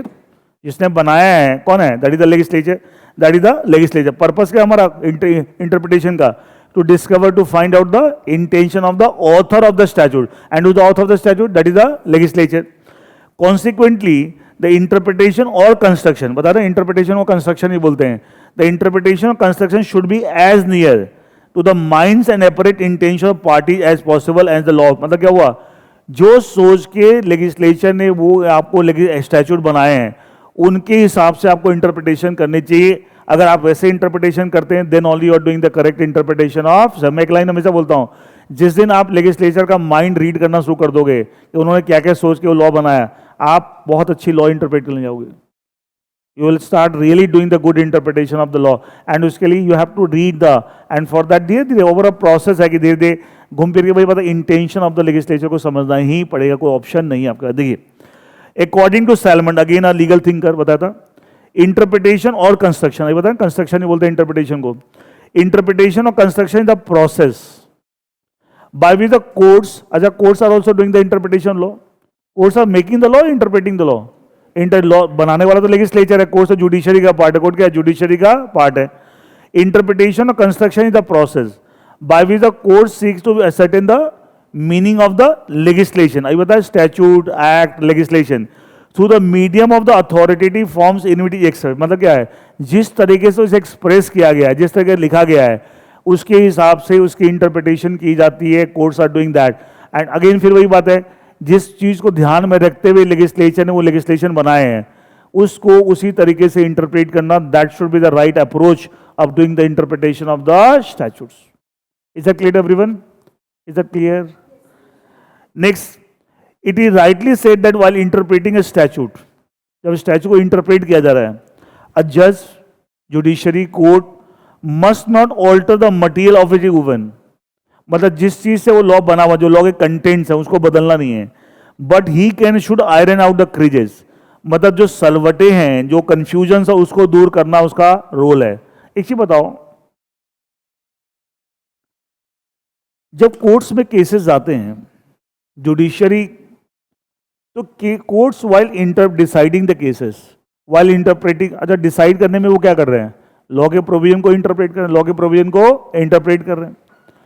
अच्छा interpret करते समय क्या वो law के जो provisions हैं legislature के द्वारा जो बने हुए हैं, क्या उसको चेंज कर देते हैं या उसका सही मतलब निकालने की कोशिश करते हैं, एक keeping in mind the intention of the legislature. इसका लेकिन क्या उसके जो मल्टीपल इंटरप्रिटेशन लोग कर रहे थे, क्या उस कंफ्यूजन को दूर करने की कोशिश करते हैं? ये सुनो, ऐसा वही उसका रोल है, वही जुडिशरी का, वही। मैं अभी एकदम लेटेस्ट एग्जाम्पल देता हूं, लेकिन वो एग्जाम्पल भी मैं बता दूं कोई बात नहीं, लेकिन वो लोग ज़्यादा अच्छे समझ पाएंगे जो लोग अखबार पढ़ते हैं। फिर वही बात आ जाएगी, फिर फाउंडेशन में मैं हमेशा बोलता हूँ develop this habit of reading the newspaper, develop this. मैं बता रहा हूँ, अगर 2-4 नंबर कम ले आओ पेपर में, पास हो जाओ, बस इतना ठीक है, अथवा एक रैंक कम आ जाए, लेकिन ये सब जरूर करो, ये सब जरूर करो। आज ना मैं एक पढ़ रहा था, ये बाहुबली जो पिक्चर आई थी ना, बाहुबली नाम तो सुना पिक्चर का, ठीक है, जो इतनी सुपर हिट हुई थी, ठीक है, इसका जो डायरेक्टर थे कौन थे? एस.एस. राजामौली, सुना होगा, नाम ही नहीं सुना, एस.एस. राजामौली, ठीक है। और फिर उन्होंने ये भी ट्रिप जो ये भी बनाई थी, RRR बनाई थी बाहुबली के बाद, ठीक है, वो दो सब सुपर हिट, ठीक है। तो उसका एक स्टेटमेंट था कि मैं बच्चा था ना, जब छोटा था, तो मेरी माँ ज़्यादा स्कूल एजुकेशन को इंपॉर्टेंट नहीं देती थी, बोले इसकी ज़्यादा हवा लोगों ने उड़ा रखी है कि पता नहीं क्या चीज़ है। बोला वो मुझे ज़्यादा बोलती थी नेचर में जाओ, बाहर जाओ, खेलो, दुनिया देखो, ऑब्जर्व। देखो बंदा क्या वो फेलियर अपनी ज़िंदगी में, मैं बार बोल रहा हूँ, किताब खाली सोचते ना, किताब जाके पढ़ ली, स्कूल में जाके नंबर ले आए, कुछ नहीं भाई। ये उसी प्रोसेस में क्या अखबार पढ़ के भी हम दुनिया को क्या समझने की कोशिश कर रहे हैं, सोसाइटी को समझने की कोशिश कर रहे हैं। मैं क्यों इतना इंफेसाइज करता हूं कि इसके बिना कुछ नहीं है। उसका स्टेटमेंट था कि मेरी मदर बोले भाई स्कूल सब ठीक है। और लोग आजकल के पेरेंट्स करते हैं, बच्चों को मारते पीटते हैं, स्कूल नहीं जा रहा, इतने नंबर नहीं ला रहा, तो ये नहीं कर रहा। अरे भाई क्या है, क्या हो जाएगा, ज्यादा नंबर ले आएगा उससे? इतना अनड्यू प्रेशर डालते, ठीक है, कुछ नहीं है, वो रट्टाफिकेशन खाली चल रहा वहां पे। रियल एजुकेशन इन्वायरमेंट में होती है। इन्वायरमेंट मतलब क्या है, हमारे आसपास जो चीजें हो रही हैं उसको ऑब्जर्व करोगे, ये रियल एजुकेशन आपको दे देगी आपको। लेकिन क्या तो सिखाया क्या, किताब पढ़ लो, नंबर ले आओ, ठीक है, हो गई पढ़ाई। ये रियल एजुकेशन नहीं है। अच्छा, अल्टीमेटली जो किताब पढ़ के भी आप किसकी तैयारी कर रहे हैं? जो किताबें पढ़ रहे हैं या कोई कोर्स कर रहे हैं, बीसीए कोर्स कर रहे हैं, किस चीज की तैयारी है? अब मैं पूछ रहा हूँ किसी, ये मत बोलना कि सब मई 2025 में इंटर के पेपर पास करने हैं। किसी की तैयारी है? सीए पास करने की तैयारी है। उसके बाद फ्यूचर, फिर उसके बाद फ्यूचर कैसे बनेगा? समाज में अपने आप को ठीक ढंग से सेट करने की। अल्टीमेटली बाहर की दुनिया में तो तैयार कर रहे हो अपने आप को। अब बाहर की दुनिया के समाज जीरो है, क्या तैयारी हो रही है? बाहर की दुनिया, घर में थोड़ी अपने आप फिट कर, घर में तो सभी राज दुलारे हो रखे हैं, है ना? आपने अभी क्या अचीव किया? लेकिन खाना, घर, कपड़े सब मिल रहे हैं ना, तो घर में अभी। लेकिन जिस दिन अपने पैर पे खड़ा होना पड़ेगा, क्या बाहर की दुनिया में जाकर अपनी जगह बनानी पड़ेगी? ये सुनो, तो क्या उसकी तैयारी सही में हो रही है? नहीं हो रही। तो मैं बोलने में थोड़ा ब्लंट हूं, ठीक है। कई बच्चों ने भी फाउंडेशन में पास हो तो मेरे को मैसेज भी किया था कि sir you are a tough teacher, no doubt about that, ठीक है, ठीक है, आपके तो आप हार्श भी बोलते हैं, लेकिन कहीं ना कहीं लगता है कि बाद में लगता है कि साहब ये सही है। तो जो सच्चाई कड़वी होती है, बोलते हैं सच्चाई कड़वी होती है, सुनने में अच्छी नहीं लगती वो। रियलिटी है कि रियली हम बाहर की दुनिया के लिए अपने को तैयार कर रहे हैं। खाली हम सोचते हैं वही चीजें पढ़ ली, वही, अरे उससे क्या, उसके बियॉन्ड भी समझो कुछ चीजों को। अब वो अखबार में मैं बोल रहा कि आज एक न्यूज़ देखो, अब सुनिएगा कि जो दिल्ली में एमसीडी है, म्युनिसिपल कॉर्पोरेशन दिल्ली, उसके अंदर कई दिन से झगड़ा चल रहा था। सुना होगा आम आदमी पार्टी के ज़्यादा बंदे हैं, बीजेपी की कम है, आप जानते हैं। और बीजेपी और आम आदमी पार्टी में दिल्ली को लेकर बहुत लड़ाई झगड़े चलते रहते हैं, रोज ये चलता रहता है कुछ ना कुछ आपको। अब एलजी जो है, लेफ्टिनेंट गवर्नर जो है, आप जानते हैं Delhi not a proper state, यहाँ पे गवर्नर नहीं है, गवर्नर की जगह क्या है, एलजी है। नॉर्मली अदर स्टेट्स में क्या होता है, गवर्नर होता है। तो एलजी जो है वो सेंटर से नॉमिनेट होता है। तो ज़्यादातर ये तो सबको पता है कि सब अब सेंटर में सरकार बीजेपी की है, तो बीजेपी अपना बंदा भेजती है कि जाके तुम चीफ मिनिस्टर के साथ पंगे करो। वो तो होते ही रहते हैं, वो तो पता है सबको। अब वो था कि सब एमसीडी के अंदर कुछ बंदे वो नॉमिनेट करना था, एल्डरमैन के नाम से, आपको ठीक है, नॉमिनेट करना चाह रहा है, क्लियर है। लेकिन आम आदमी पार्टी वाले उसको कहते हैं, अपोज कर रहे हैं कि नहीं, आपको ये राइट नहीं है, आपको ये राइट नहीं है। इसमें झगड़ा चल रहा था दोनों में, मैटर लिटिगेशन में चला गया, फाइनली सुप्रीम कोर्ट में चला गया। आज सुप्रीम कोर्ट का सुप्रीम कोर्ट का फैसला कल आया था, वो आज अखबार न्यूज में आई थी, ठीक है, कि सुप्रीम कोर्ट ने डिसाइड किया कि sir LG has a right to appoint the alderman. Congress वो आम आदमी पार्टी वाले क्यों प्रोटेस्ट कर रहे हैं, अपोज कर रहे हैं? उनको देखा साहब ये बंदे अपने सेट करेगा तो बीजेपी की जो स्ट्रेंथ कम है, क्या होगा, वो बंदे अपने सेट कर तो क्या स्ट्रेंथ बढ़ जाएगी, तो हम अपनी नहीं चला पाएंगे एमसीडी में, समझ लो, ठीक है। झगड़ा इसी बात का, ठीक है। अब सुप्रीम कोर्ट ने जो इंटरप्रिटेशन दी वो कैसे दी है कि साहब जो एमसीडी एक्ट जो है, एमसीडी से रिलेटेड भी एक्ट है, वो एक्ट पहले कुछ और था, बाद में अमेंड हुआ था, और अमेंडमेंट पार्लियामेंट के थ्रू हुआ था। उसमें कुछ पार्लियामेंट में कुछ ओवरराइड प्रोविजन थे, आप अभी नहीं समझ पाएंगे। एंड उसके थ्रू, उसके अंदर आपको एलजी को पावर दे दिया कि साहब वो एल्डरमैन अपॉइंट कर सकता है, मतलब कुछ बंदे अपनी तरह से अपॉइंट कर सकता है। तो सुप्रीम कोर्ट ने अल्टीमेटली क्या किया, जुडिशरी कोर्ट है, highest court of the country, क्या किया? अरे मैं पूछ रहा हूँ क्या किया, क्या लॉ बदल दिया? अच्छा, डिसाइड करते समय क्या लॉ बदल दिया, या लॉ में जो लिखा उसका सही मतलब बताए हैं, सही मतलब बताए हैं। एंड कंफ्यूजन जो हो गई थी, अजय कंफ्यूजन हो गई थी ना, कि आम आदमी पार्टी कुछ बोल रही है, एलजी कुछ और बोल रहा है, कि कंफ्यूजन हो गई, सब सही अप्रोच क्या है, what is right position of law. तो सुप्रीम कोर्ट ने क्या किया, अल्टीमेटली क्या नया लॉ बना दिया है, या ऑलरेडी लॉ बना तो उसको अमेंड कर दिया है, या only giving the correct interpretation का? तो वही क्या लिखा हुआ है कि जज या कोर्ट कभी भी लॉ को इंटरप्रेट करता है, तो उसका वो उस must not alter the material. जैसे एक शर्ट है, ये एक कपड़ा है, ठीक है, एक टी शर्ट है, तो उसका जो मटेरियल है, हाँ क्या उसका मटेरियल नहीं, लेकिन जब हम आयरन करते हैं उसको क्या करते हैं, मान लीजिए एक शर्ट धुली हुई है बट नॉट प्रेस्ड। अच्छा जब वो प्रेस नहीं है, क्रम्पल्ड है, does it look good? Does it look good? No. लेकिन उसको प्रॉपर प्रेसिंग कर दो क्या होगा? Does it look good? Yes और नो। इसका तो क्या हुआ, in the process of pressing the shirt, क्या हमने शर्ट का मटेरियल बदल दिया है? खाली इसको क्या किया, बेस्ट पॉसिबल लुक दी है without changing the material of the shirt. ये सुनो, शर्ट का मटेरियल थोड़ी बदल दिया है कि हमने कपड़ा बदल दिया थोड़ी है। एग्जैक्टली वही ये बोल रहा है कि साहब जुडिशियरी काम क्या है, जज का क्या काम है कि आपको मटेरियल नहीं बदलना है, must not alter, you not suppose to change the material. क्योंकि आप अगर मटेरियल मतलब लॉ को बदल दोगे फिर लेकिन अच्छा लॉ बनाने वाला कौन है? लेजिस्लेचर। अमेंड करने वाला भी कौन है? लेजिस्लेचर। आप कैसे कर दोगे?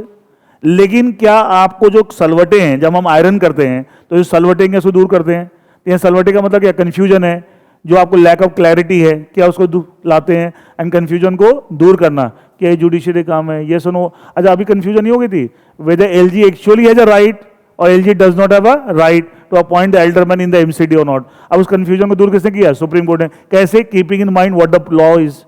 इसका लॉ बनाया थोड़ी है, लॉ तो ऑलरेडी बना हुआ है, बट उसके सही मायने क्या है वो जुडिशियरी बता रही है। अच्छा उस सही मायने बता के कंफ्यूजन को क्या कर रही है? अरे कंफ्यूजन को क्या कर रही है? दूर कर रही है। ये सुनो, मतलब वही क्रीजेज जो सलवटे हैं, जो शर्ट में हम लुक बेस्ट पॉसिबल, उसका जो मीनिंग हो सकता है। ये सुनो, तो अच्छी लाइन लिखी हुई साहब कि मटेरियल मतलब कंटेंट ऑफ द लॉ नहीं बदलते हो कभी भी। अगर वो लॉ बदलने लगे तो फिर तो देखा it is equal to making the law, and how can the judiciary do that? ये काम किसका है? लेजिस्लेचर है। किसका काम है? लेजिस्लेचर का। Is is clear everyone? समझ आ रही बात सबको? ठीक है। So that is the meaning of the interpretation, meaning of the interpretation of the statutes. अपने फाउंडेशन में ना एक टर्म पढ़ा होगा, अगर याद हो, प्रेसिडेंट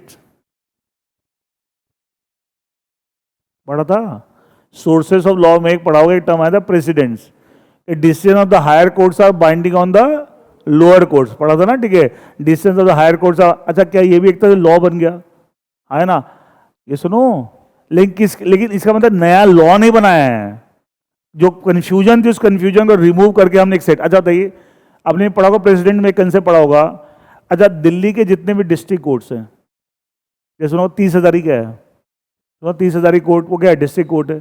सुना कक्करडुमा डिस्ट्रिक्ट कोर्ट है। आपको पटियाला हाउस जो आपको इंडिया गेट के पास है वो क्या है? डिस्ट्रिक्ट कोर्ट है। ऐसे बहुत सारे, रोहिणी में एक डिस्ट्रिक्ट कोर्ट यहीं पे, ठीक है। तो बहुत सारे डिस्ट्रिक्ट कोर्ट हैं।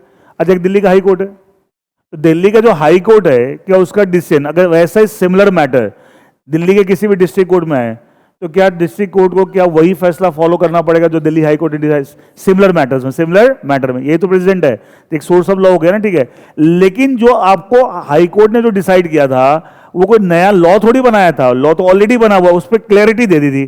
तो वही क्लैरिटी लोअर कोर्ट्स को ही फॉलो करना है, वो अपने मन से नई क्लैरिटी नहीं दे सकते। तो आप सबऑर्डिनेट हैं, सीनियर ने जो डिसाइड किया तो सीनियर की बात आपको ही फॉलो करनी पड़ेगी। लेकिन क्या दिल्ली हाई कोर्ट का फैसला क्या लखनऊ के डिस्ट्रिक्ट कोर्ट पर एप्लीकेबल होगा? क्यों नहीं होगा? वो तो यूपी में है। दिल्ली हाई कोर्ट किसका सीनियर है? दिल्ली के जितने भी डिस्ट्रिक्ट कोर्ट है उसका सीनियर है। पूरे हिंदुस्तान के सारे डिस्ट्रिक्ट कोर्ट का सीनियर थोड़ी है। Delhi high court decisions are not binding on the district court of other states other than Delhi. लेकिन जैसे सुप्रीम कोर्ट का जो फैसला है, क्या हिंदुस्तान में हर कोर्ट में बाइंडिंग है? अच्छा वैसा के सिमिलर केस सुप्रीम को जो सुप्रीम कोर्ट ने डिसाइड किया हिंदुस्तान में किसी भी कोर्ट में आ जाए, तो supreme court is one for the entire country. ये सुनो, that's the highest court of the country. इसे कई बार एक लाइन बोलते हैं, the supreme court decision the law of the land. सुना होगा, सुप्रीम कोर्ट डिसीजन आर। अच्छा जब ये हम बोलते हैं supreme court decision law of the land, तो पता कितने बच्चे इसका मतलब क्या निकाल लेते हैं कि सुप्रीम कोर्ट लॉ बना रहा है। Land means country, land means country, कि सुप्रीम कोर्ट लॉ बना रहा है। कई बच्चे इसका मतलब ये निकाल लेते हैं, लॉ बना रहा है। लॉ ऑफ द लैंड क्यों बोला बताओ? अभी बताया सर, दिल्ली हाई कोर्ट का डिसीजन क्या पूरे कंट्री पे एप्लीकेबल है? दिल्ली हाई कोर्ट का फैसला क्या पूरे कंट्री एप्लीकेबल है? नहीं। लेकिन क्या सुप्रीम कोर्ट का फैसला क्या पूरे कंट्री में जितने भी कोर्ट हैं सब पे एप्लीकेबल है? उस सेंस में बोले law of the land. Land means country, ठीक है। इसका तो लॉ बनाया नहीं है, it is acting as a precedent, it is a source of law for all the courts in the entire country because the highest court ने decide किया। But उस प्रोसेस में उसने भी कोई नया लॉ बनाया नहीं था, उसने भी कंफ्यूजन्स को ही दूर किया था, ठीक है, regarding the interpretation of particular provision of law. And now that particular decision is binding on all the courts in the country and entire country. That's why it's a concept law of the land. Land means country, पूरे country के लिए एक तरह source of law हो गया. But इसका मतलब यही नहीं बार बोलना कि साहब की सुप्रीम कोर्ट ने कोई नया लॉ बना दिया है. It's not like that. बहुत बच्चे बोलते साहब who makes the law? Sir supreme court. मैं ये बात तुमको कहां से पता लगी? सबने कहीं पढ़ा था सुप्रीम कोर्ट के फैसले लॉ ऑफ द लैंड होते हैं. पढ़ तो लिया ये मतलब लॉ, इसका मतलब नहीं समझ रहे, गलत मतलब निकाल रहे हैं.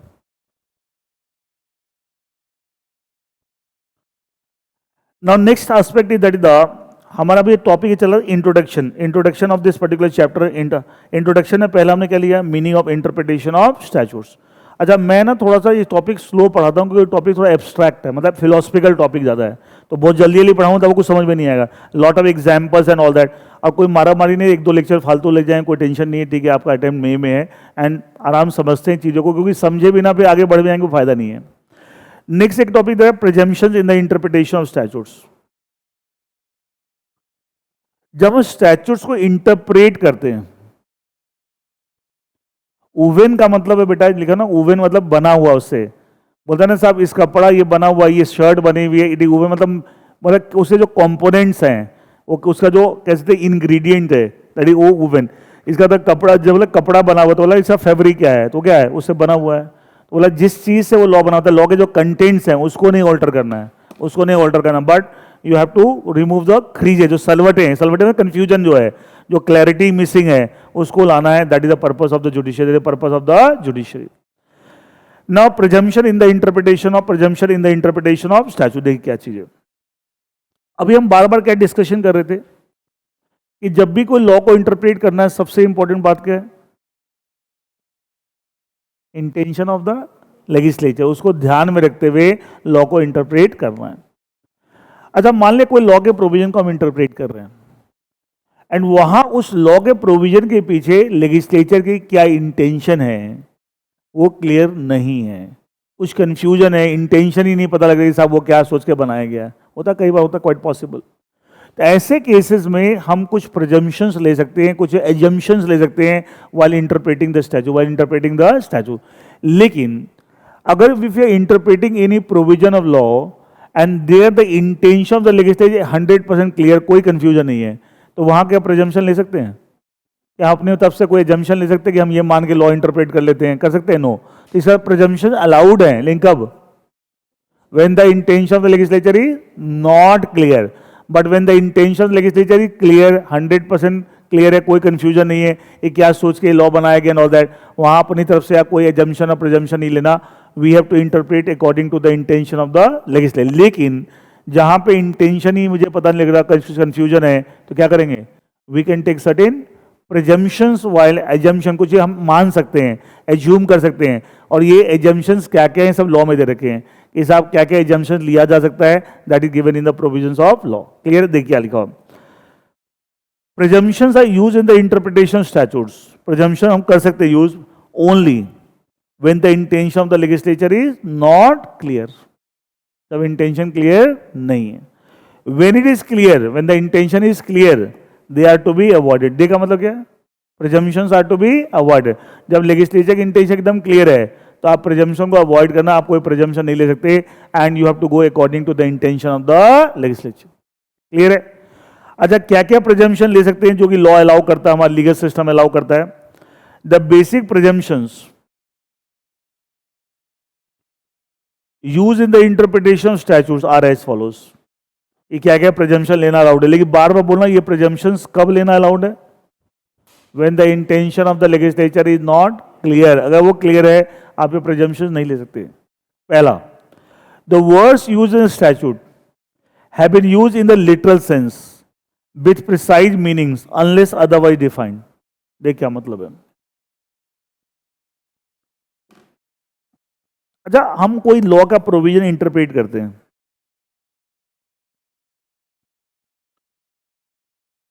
सबसे पहले हम लेते हैं literal meaning of the provision law. मैं कल की क्लास में ना आपको रूल्स स्टार्ट करूंगा, rules of principles of interpretation of statutes. ये अगले सेकंड पेज से स्टार्ट हो रहा है. देखो क्या लिखा हुआ है, rules of principles of interpretation of construction statutes. उस रूल्स में पहला रूल क्या लिखा हुआ? Rule of literal construction.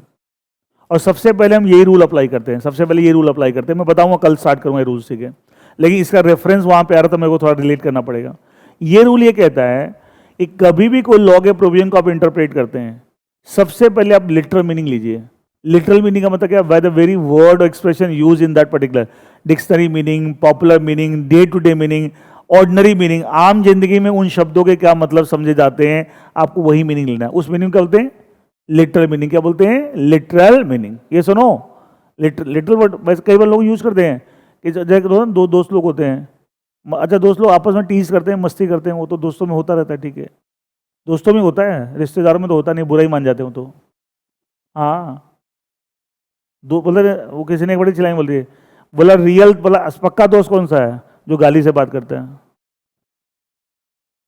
बोला गाली के बाद भी बुरा नहीं मानता, वो पक्का दोस्त है। नहीं तो ज्यादा तो क्या था, हर छोटी बात का लोग इशू बना देते हैं, तूने मेरे को ऐसे बोला, तुम्हें। रिश्तेदारों में तो यही खाली चलता रहता है, फलाने के यहाँ गए थे, वहां गए, वहां लिफाफा कम दिया, ये कर दिया, दिन भर। अब देखो हर घर में बोलते हैं सर आपस में प्यार नहीं, प्यार खाक होगा, आप इमटेरियल चीजों में घुसे हुए हो। लिफाफा कितना दिया, क्या दिया, फलान दिया, उसने ऐसे कपड़े पहने, उसे गए थे, वहां पे क्या हुआ, खाने का अरेंजमेंट अच्छा नहीं था, खाली क्रिटिसाइज। तो प्यार कहाँ होना है? अरे दोस्त लोगों को कुछ जज करते हैं, सब मस्ती में रहते हैं, ठीक है, वो तो रियल बोलते वहां बोलते हैं कि सब ये अपने अपनी मन से रिश्ता बनाया है, ठीक है, फोर्स नहीं कि किसी ने। अच्छा मैं बोल रहा था कि जैसे कहता दोस्त दोस्तों की समझ, अरे यार तू क्या गधे सा लग रहा है, क्या कपड़े पहन के तूने। अब वो मान लिया थोड़ी मोमेंट्री, वैसे वो बुरा नहीं मान लिया, मोमेंट्री के लिए यार क्या तू ऐसे बोला, बोला यार I did not mean it literally, बोलते ना, मैंने I did not mean it literally, इसका क्या मतलब हुआ? मैंने गधे वर्ड का इस्तेमाल किया, लेकिन मैं तो एक्चुअली थोड़ी लिटरली थोड़ी तो गधा तेरे बोल रहा हूँ। तो इसका मतलब क्या हुआ? लिटरल मीनिंग क्या होता है? Plain meaning, ordinary meaning, natural meaning, dictionary meaning, that is literal meaning. तो literal rule of literal construction क्या बोलता है कि सब कोई भी वर्ड्स एक्सप्रेशन आपको जो स्टैट्यूट में लिखे हुए हैं, कोई भी सेक्शन आप पढ़ो, उसमें जो भी वर्ड्स एक्सप्रेशन है उसकी लिटरल मीनिंग लो सबसे पहले। ये रूल ये कहता है। अभी ये नहीं कि यहीं रुकना है, उसके अलावा और भी बहुत सारे देखने, पूरी लंबी लिस्ट है, तो हम पढ़ेंगे क्या क्या रूल्स हैं, कैसे कैसे अप्लाई करना है, सबसे पहले ये करना है। अब देखो ये जो बात ये कहता है, देखो यहां भी वही लिखा हुआ है, the words use in statute, पहला presumption, have be used in the literal sense. कैसे यूज हुआ है? लिटरल सेंस में आप ऐसे इंटरप्रिटेशन लेंगे, विथ प्रिसाइज, मतलब जो उसका प्रिसाइज एग्जैक्ट मीनिंग जो होता है literal meaning, unless otherwise defined. क्या मतलब हुआ? अगर उसकी अलग से डेफिनेशन दे रखी है, जिस स्टैट्यूट में आप पढ़ रहे हैं वो टर्म एक्सप्रेशन उसको अलग से डिफाइन किया हुआ है, तब उसका आप मीनिंग डेफिनेशन के हिसाब से लीजिए, अदरवाइज क्या कीजिए, डिक्शनरी मीनिंग, पॉपुलर मीनिंग वही लेना है। मैं एक बात बोलता हूं, ध्यान सुनिएगा। अब कोई भी एक्ट उठा लो, कोई भी एक्ट, स्टैट्यूट, उसमें जितने भी वर्ड्स एक्सप्रेशन यूज होते हैं, क्या आपको सबकी डेफिनेशन दी होती है? होती है? या कुछ सेलेक्टेड वर्ड्स एक्सप्रेशन की डेफिनेशन होती है? कुछ सेलेक्टेड वर्ड्स, ये सुनो फाउंडेशन में जो लॉ पढ़े, इंडियन कॉन्ट्रैक्ट, कितने सारे वर्ड्स अलग अलग सेक्शन में आ रहे हैं, तो कुछ टर्म्स की डेफिनेशन दे रखी है ना, इसका मतलब क्या हुआ? अच्छा लेजिस्लेचर को पता है कि भैया जिसका मतलब हम लिटरल मीनिंग से अलग चाहते हैं, लॉ बनाते समय कि साहब हम लिटरल मीनिंग नहीं चाहते, हम टेक्निकल मीनिंग चाहते हैं, तो उसकी डेफिनेशन देते हैं, हाँ या ना। और जिसका वो चाहते हैं कि लिटरल मीनिंग ही लिया जाए, हमने भी लिटरल सेंस में यूज किया है देखिए बनाते समय, तो क्या उसको डिफाइन करते हो? क्यों नहीं करते? उनको पता है कि अप्लाई भी लोग जब इंटरप्रेट करेंगे तो सबसे पहले क्या करेंगे, कौन सा रूल लगाएंगे? Rule of literal construction. वो क्या कहता है? लिटरल मीनिंग लेना है, तो अपने भी लिटरल मीनिंग, वही हम भी चाह रहे हैं, तो मैं अलग से कोई डिफाइन करूं, आया ना? तो अपने में मेरी, मैं जो चाह रहा हूं वही होगा। और जो हम अलग चाह रहे हैं, जिन शब्दों के मतलब लिटरल मीनिंग नहीं चाह रहे, क्या उसको क्या कर दो, डिफाइन कर दो। क्या ये भी वही बात बोल रहा है कि जब तक कि कोई टेक्निकल डेफिनेशन अलग से नहीं दे रखी है, हमेशा क्या लेना है, लिटरल मीनिंग ही लेना है, डिक्शनरी मीनिंग, प्लेन मीनिंग। लेकिन अगर अदरवाइज डिफाइन किया हुआ है, लिटरल मीनिंग से डिफरेंट डेफिनेशन दे रखी है, और डेफिनेशन देने का मतलब ही क्या है, क्या लेजिस्लेचर क्या उसका प्लेन मीनिंग चाहता था टेक्निकल? तभी तो डेफिनेशन दी है, नहीं तो हर चीज की तो डेफिनेशन नहीं दे रहे हो, हाँ या ना? तभी तो डेफिनेशन दी है। इसका मतलब एक बात और क्या सीखने को मिली, अगर कोई भी लॉ पढ़ रहे हैं और उस लॉ में कोई भी टर्म एक्सप्रेशन आ रहा है और उसका अगर उसकी डेफिनेशन उस एक्ट में दे रखी है, टेक्निकल डेफिनेशन दे रखी है, तो क्या आप उसे आम जिंदगी में उसका क्या मतलब समझते हैं? क्या आप वो मीनिंग लगाना चाहिए? लेकिन होता क्या, आप देखो अभी तो समझ में आ रही बात, लेकिन होता क्या है, मैंने देखा ज्यादातर बच्चों के साथ, और कितना भी समझा दो वो मानते नहीं है, वो मानते ही नहीं। ठीक है, डेफिनेशन पढ़ा दी, मान ली किसी पर्टिकुलर की डेफिनेशन पढ़ा दी, फिर वो क्या करते हैं एग्जाम में आएगा ना, डिफाइन दिस, तो वो लिख देंगे। अच्छा, डेफिनेशन इसलिए दी थी कि एग्जाम में डिफाइन दिस आएगा 5 नंबर का, 3 नंबर का तब लिखने के लिए, इसलिए डेफिनेशन दी थी लेजिस्लेचर ने। क्यों दी थी? Because they want that meaning of that term expression in a technical sense. ये सुनो, इसलिए दी थी ना, बात को समझो ना। अब इतना एक्चुअली का सब डिस्कशन करने से पता लगता है, नहीं तो डिफाइन दी याद कर लिया, एग्जाम में आगे लिख दिया, ठीक है। अब वो टर्म जब उसी एक्ट में अलग अलग जगह यूज होता है, तो क्या मुझे जिसकी डेफिनेशन दे रखी है, अच्छा नॉर्मली हर एक्ट में जो जनरल डेफिनेशन है पूरे एक्ट का सेक्शन 2 में होती है। अच्छा, वो टर्म बार बार यूज हो रहा है जो सेक्शन 2 में डिफाइंड है, तो क्या आप वहां जनरल मीनिंग लेंगे सेक्शन 2 के हिसाब से? सेक्शन 2 के, लेकिन होते क्या बच्चे क्या करते हैं, जब डेफिनेशन पढ़ रहे तो पढ़ लेते हैं, लेकिन जब वो यूज करते हैं ना अलग अलग सेक्शन में, तो वहां जनरल मीनिंग लगाना शुरू कर देते हैं। इसे हम तो इसका मतलब ये समझते हैं, हम तो डे टू डे लाइफ में ये समझते हैं। अरे भाई, जब डे टू डे लाइफ कहां से आ गई इसके अंदर? जब डेफिनेशन लेजिस्लेचर ने दे रखी है, इसका मतलब क्या उसका लिटरल मीनिंग चाह रहे थे टेक्निकल, लेकिन तभी तो दे रखी है, और तुम वहां पर जनरल मीनिंग लगा रहे हो। गड़बड़ हो रही है, ये सुनो क्या हो रही है, गड़बड़ हो रही है। और ये बात मैं बार बार इंफेसाइज करता हूं, इसलिए याद होगा फाउंडेशन जो बच्चे मेरे से पढ़े हुए हैं, मैं डेफिनेशंस पे कितना जोर देता था कि बेटा डेफिनेशंस को पढ़ते हो तो बहुत ध्यान से और हर चीज को रिलेट करना है। ये नहीं ये डेफिनेशन पढ़ ली एग्जाम में डिफरेंट आएगा उसे, अब कॉन्ट्रैक्ट की डेफिनेशन पढ़ ली, सेक्शन 2 क्लॉजेस इंडियन कॉन्ट्रैक्ट में, देखिए जब जब कॉन्ट्रैक्ट आता था एग्रीमेंट इनफोर्सेबल बाय लॉ, ये सुनो बार बार रिलेट करता था कि जब तक आप उसी को, क्योंकि टेक्निकल जब वो डिफाइन कर रखा है, इसका टेक्निकल मीनिंग है, वहां आप जनरल मीनिंग कैसे लगा सकते हो? वहां आप जनरल मीनिंग कैसे लगा सकते हो? अगर आप लगा रहे हो तो गलत कर रहे हो, वहीं कंफ्यूजन हो जाती है। वहीं पे क्या होता है, there is lot of confusion.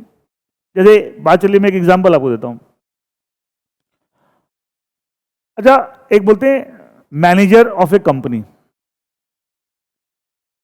अच्छा, अगर मैनेजर वर्ड को आप लिटरल मीनिंग ले, आम जिंदगी में हम मैनेजर क्या समझते हैं, तो किसी भी संस्था में, किसी भी ऑर्गेनाइजेशन में, किसी भी कंपनी में कोई अगर मैनेजर है, तो क्या बहुत ज्यादा सीनियर पोजीशन है, या कैसे था मैक्सिमम मिडिल लेवल, ना बहुत सीनियर है ना बहुत जूनियर है, सब मिडिल लेवल पर्सन है। ये सुनो, ये जनरल मीनिंग।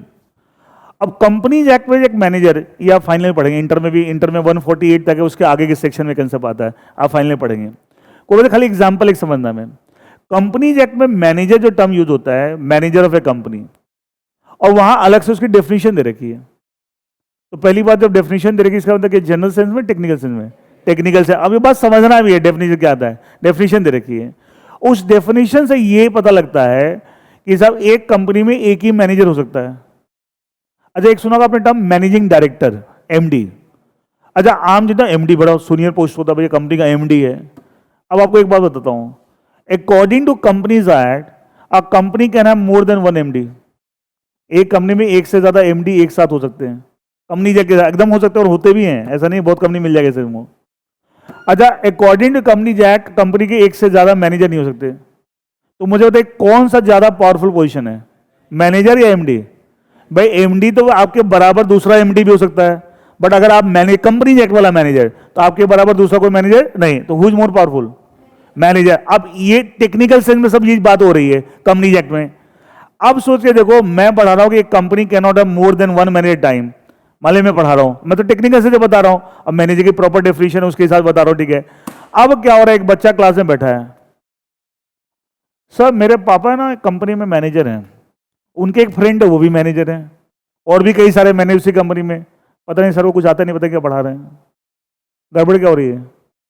अरे गड़बड़ क्या हो रही है, वहां टेक्निकल सेंस में बात हो रही है, तुम लगा रहे हो जनरल मीनिंग, यही तो गड़बड़ जाती है।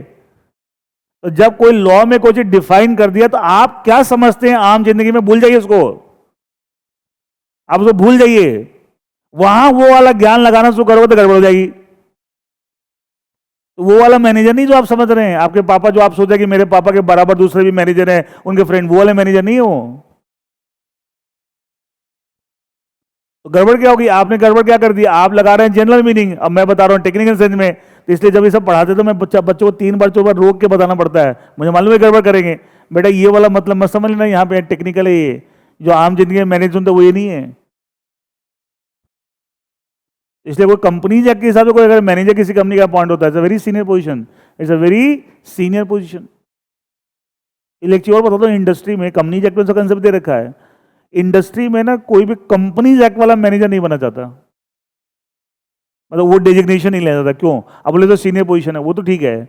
अब सोचो कोई अपना विजिटिंग कार्ड है, उसमें जो भी इसका नाम है, नाम होगा, कंपनी का नाम होगा, लिखा होगा मैनेजर, वो किसी को अपना विजिटिंग कार्ड देगा। तो हर आदमी लॉ थोड़ी जानता है कि सामने वाला उसको हल्के में ले सकता है, हाँ या ना? वो सामने वाला क्या उसको जनरल मीनिंग समझेगा, अरे यार मैनेजर होगा ठीक है, लेकिन है वो बड़ा सीनियर पोस्ट। तो नॉर्मली लोग बोलते हैं मुझे डेजिग्नेशन मैनेजर वाली नहीं चाहिए, मुझे तुम एमडी वाली दे दो, कंपनी का सीईओ, सुनो चीफ एग्जीक्यूटिव ऑफिसर ये बना, लेकिन मैं को ये नहीं चाहिए, क्योंकि सब लोग लॉ नहीं थोड़ी जानते हैं। लेकिन टेक्निकली कंपनी के हिसाब से कोई manager point very senior position, it's a very senior position. अब जब आप कंपनी जैक पढ़ रहे हैं, वहां मैनेजर की बात हो रही है, तो आपको टेक्निकल सेंस में ही समझना पड़ेगा, और वहां जनरल सेंस में समझ लिया गड़बड़ हो जाएगी, सारी चीज मिसमैच हो जाएगी। तो एक बात से क्या समझ में आई कि हम कोई भी लॉ पढ़ते हैं, अगर वहां जो भी टर्म एक्सप्रेशन यूज हो रहे हैं सेक्शंस के अंदर, उसकी अगर कोई टेक्निकल मीनिंग दे रखी है, कोई डेफिनेशन दे रखी है, मतलब इसका मतलब टेक्निकल मीनिंग है। डेफिनेशन देने का मतलब लेजिस्लेचर क्यों दी है? बिकॉज टेक्निकल चाहते हैं। और नहीं दे रखी, इसका मतलब क्या है? सब क्या है? लिटरल सेंस में इंटरप्रेट किया। रूल ऑफ लिटरल कंस्ट्रक्शन यही बात बोलता है, वही बात यहाँ पे लिखी हुई है। क्लियर है? Is it clear? आज से एक बात तो दिमाग में क्या बैठ गई, कोई भी लॉ पढ़ते हैं तो उसमें अगर डेफिनेशन कोई दे रखी है तो उसको बहुत ज्यादा इंपॉर्टेंस देना है, बहुत ज्यादा इंपॉर्टेंस देना, you cannot take it lightly. लेकिन ज्यादातर बच्चों के दिमाग में क्या होता है, सही आएगा 3 नंबर का तो इसके हिसाब से मैं याद कर लेता हूँ। अरे भाई खाली 3 नंबर की बात नहीं है, मैं हमेशा बोलता हूँ सब्जेक्ट्स, लेजिस्लेचर जो लॉ बनाता है, जैसे हमारे कंपनी एक्ट बना हुआ है या इंडियन कॉन्ट्रैक्ट बना हुआ है, तो लेजिस्लेचर ने बनाया है इसलिए कि सीए वाले पढ़ेंगे, ये सीएस वाले पढ़ेंगे, इसलिए बनाया है इस सिस्टम को, सोसाइटी को चलाने के लिए। तो बस समझना भी तो वैसे ही पड़ेगा। लेकिन ज्यादा बच्चे कहते हैं एग्जाम में इस टॉपिक से 5 नंबर का आता है, सारी बात घूम पी के खाली एग्जाम की होती है और कुछ नहीं बात होती है। रहा साल लोग मार्केट, अच्छा सुना एक मार्केट में किताब आती है स्कैनर, आपने सुना होगा, जिसमें पूरा फ्रीक्वेंसी चार्ट के हिसाब से ये कौन से चैप्टर से कितने नंबर का आता है, किस अटेम्प्ट में कितना आया। अच्छा क्या है, भोंदू राम बना रहे हैं सबको और खूब बिकता है सिस्टम में, भोंदू राम से यार कर। भाई चीज को समझो पहले, हड़बड़ी मत मचाओ कि साहब खाली एग्जाम पास करना है। और समझ आ गए ना तो एग्जाम की औकात नहीं है कुछ। अगर चीज की समझ आ गई ना, कोई भी सब्जेक्ट की समझ आ गई, तो एग्जाम की औकात नहीं होती है। ये होते क्या है? कुछ नहीं है। नेक्स्ट इज सेकंड, देखिए सेकंड प्रिजम्पशन, हम क्या पढ़ रहे हैं? Presumptions while interpreting the statute, क्या क्या प्रिजम हम ले सकते हैं। दूसरा, liability only attaches when there is a mens rea। अच्छा, लाइबिलिटी ओनली अटैच का मतलब एक बंदा लाइबल तभी होगा जब मेंस rea है। ये वाला प्रिजम्पशन मोस्टली क्रिमिनल लॉज में ज्यादा काम करता है। कहां काम करता है? क्रिमिनल लॉज में। मैं इसको समझाता हूं, क्या देखिए आपको।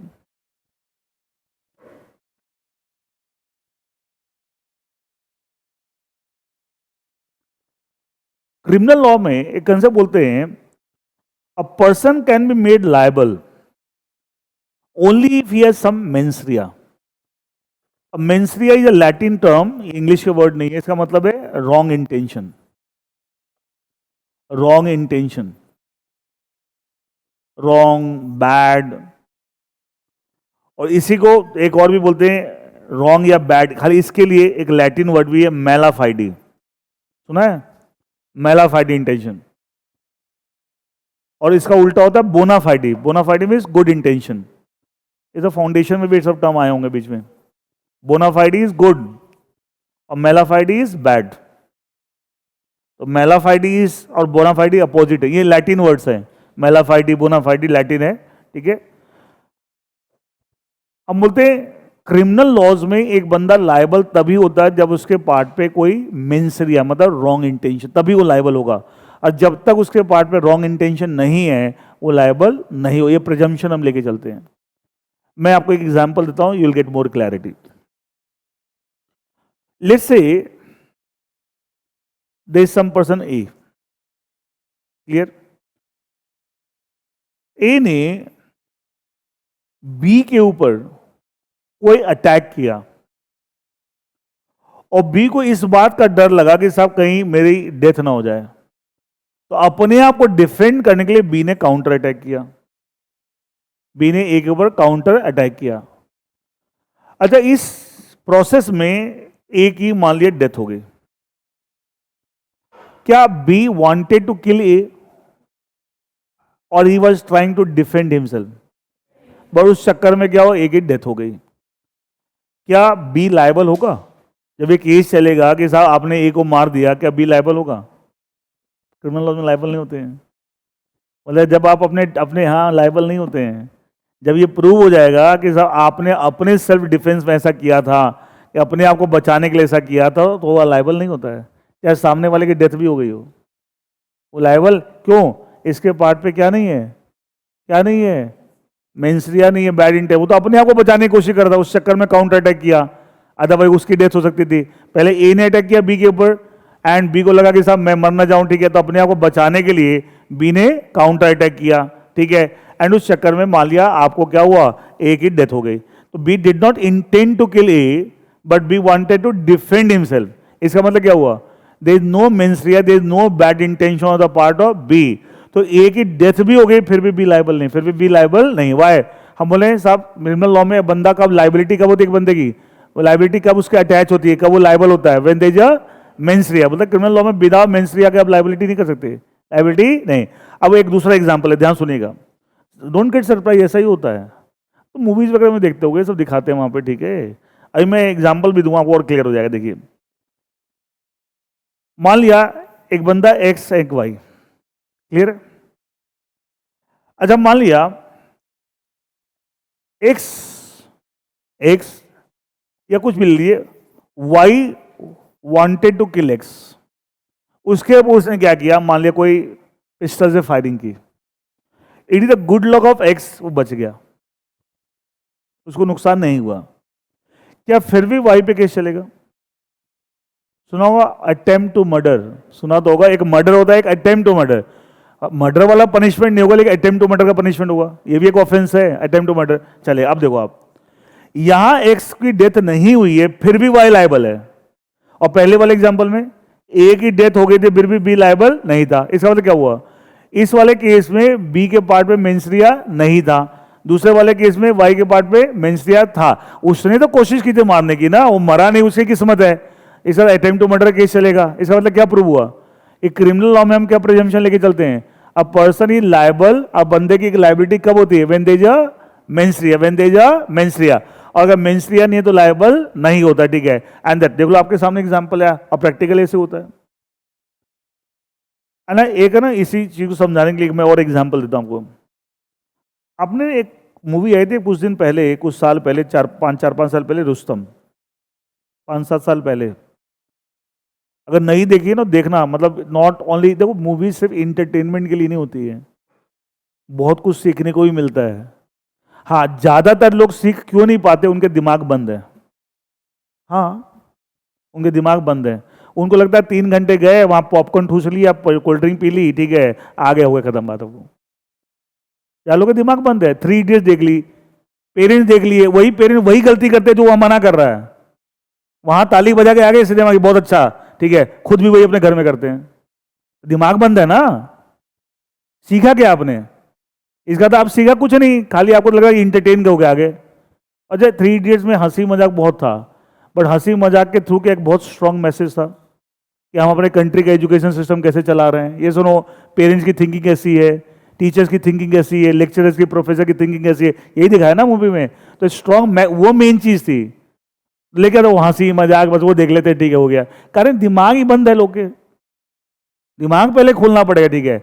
अब ये एक मूवी है ना, ये ओटीटी पे भी देख लेना, ठीक है, बहुत अच्छी मूवी है। इस मूवी में क्या दिखाते हैं, मतलब मैं एक मोटी मोटी बात बताता हूँ।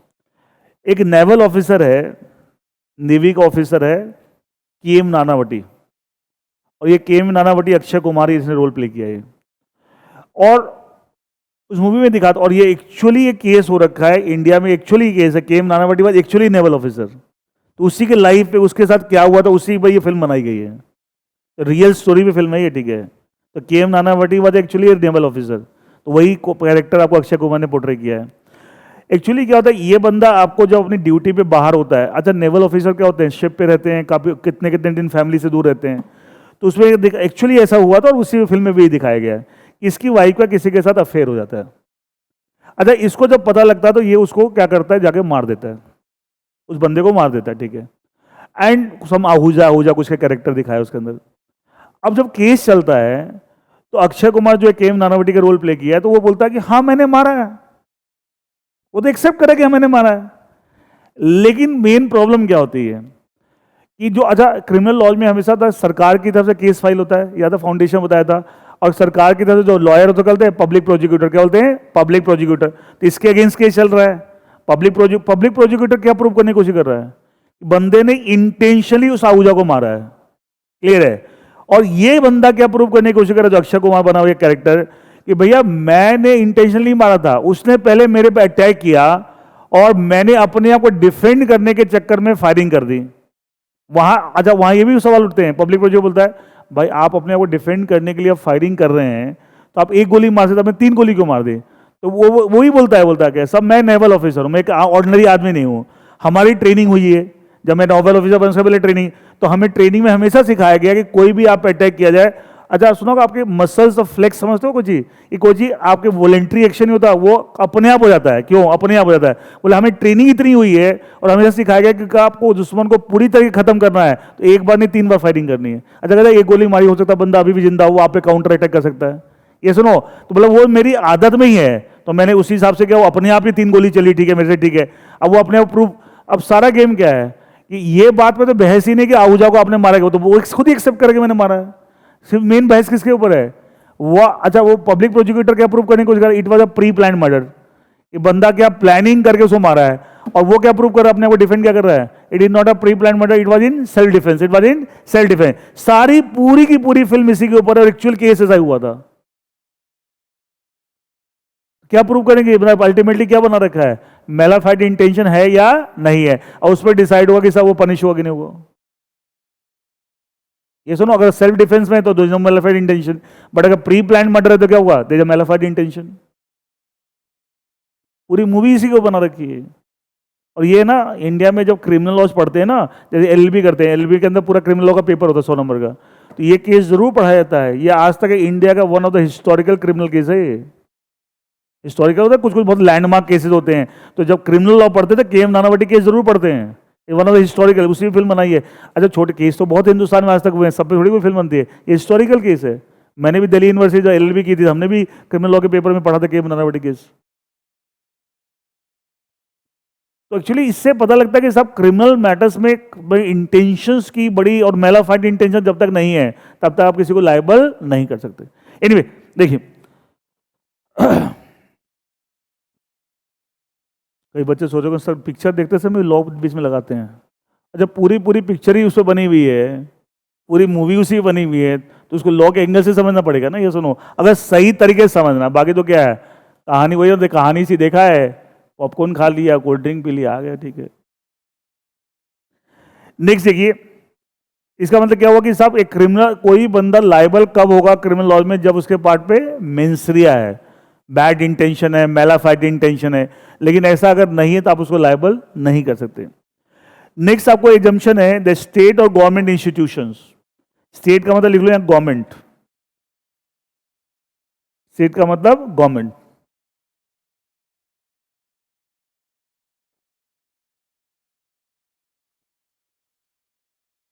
बेटे कुछ बच्चे लिखते हैं कि हमें किसी ग्रुप में ऐड नहीं किया गया, आप वो रिसेप्शन पे जरूर कांटेक्ट करें। आई थिंक आपका ना इंटर का ऐसे प्रॉपर व्हाट्सएप ग्रुप अभी बना नहीं है, तो बन जाएगा तो फिर प्रॉब्लम खत्म हो जाएगी। अभी वो फाउंडेशन वाले उसमें मैसेज आ रहे हैं, जो आपका फाउंडेशन पहले बैच, तो जो बच्चे पहले से फाउंडेशन यहाँ उनको तो दिक्कत नहीं है, जो लेकिन इंटर में नए आए हैं और जो फाउंडेशन यहाँ नहीं पड़े वो तो उस ग्रुप में है नहीं।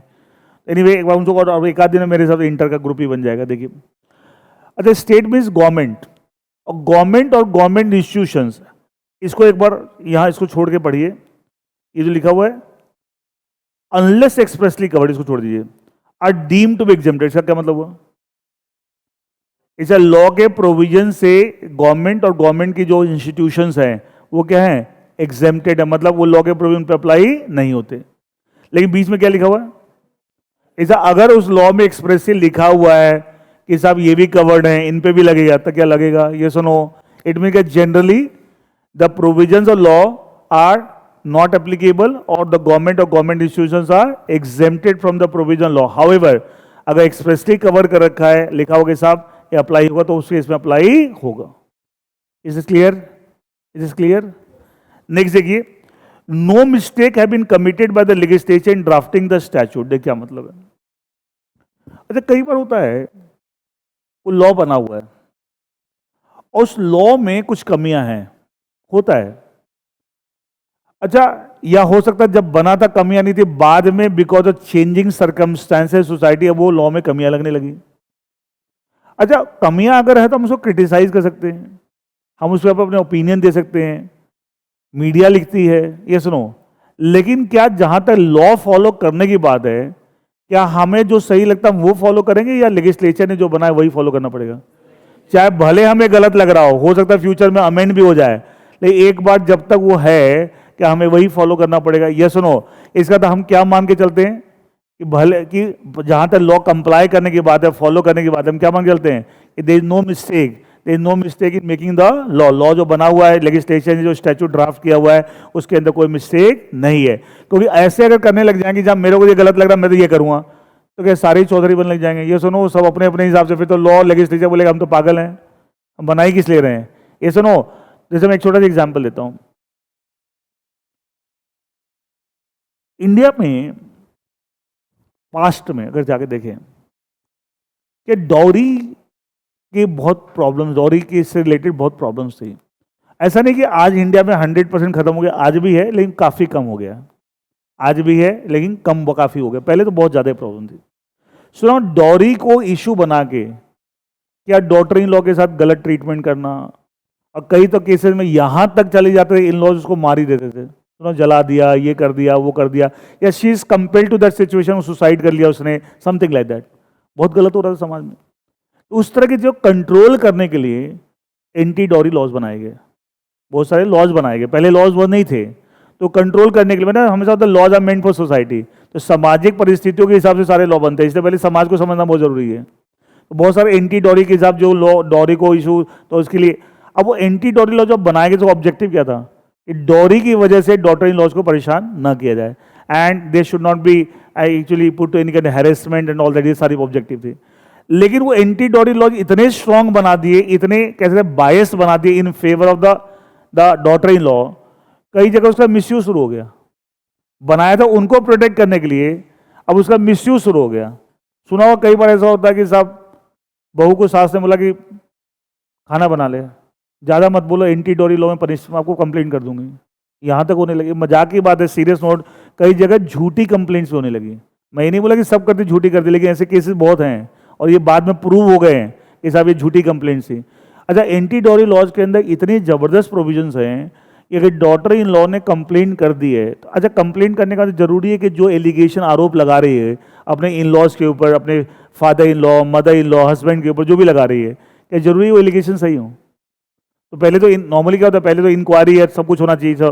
लेकिन एंटी डॉरी लॉ में इतना ज़्यादा पावर दे रखा है कि वो अगर कंप्लेन कर दे इमीडिएट अरेस्ट है, और नॉन बेलेबल वारंट है, बेल भी नहीं मिलती जल्दी से कोर्ट से, इमीडिएट अरेस्ट है. हस्बैंड, फादर इन लॉ सब अरेस्ट हो जाएंगे.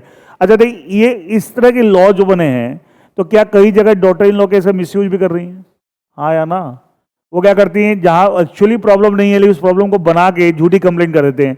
और ऐसे बहुत केस हुए जहां पे क्या हुआ, पूरे हस्बैंड की पूरी लाइफ स्पॉइल हो गई. ऐसा नहीं, एक बार एक बंदा है वो अरेस्ट हो जाए, 5 साल जेल में रहे, 5 केस चलता रहे, 5 साल का ये प्रूव हो गया उसने गलत कंप्लेंट की थी, अब वो तो फ्री हो जाएगा 5 साल के बाद. लेकिन सोसाइटी एक्सेप्ट कर लेती है क्या? हमारी सोसाइटी एक्सेप्ट कर लेती है क्या? आपको लगता है कि वो दोबारा शादी कर पाएगा? क्या आपको लगता है अगर वो पहले जॉब में था, उसे जॉब से निकाल दिया गया था, क्या उसको दोबारा इजीली जॉब मिल जाएगी? आपको लगता है? तो उसकी तो पूरी जिंदगी खराब कर दी आपने. ये क्या लॉ का मिसयूज हो रहा है?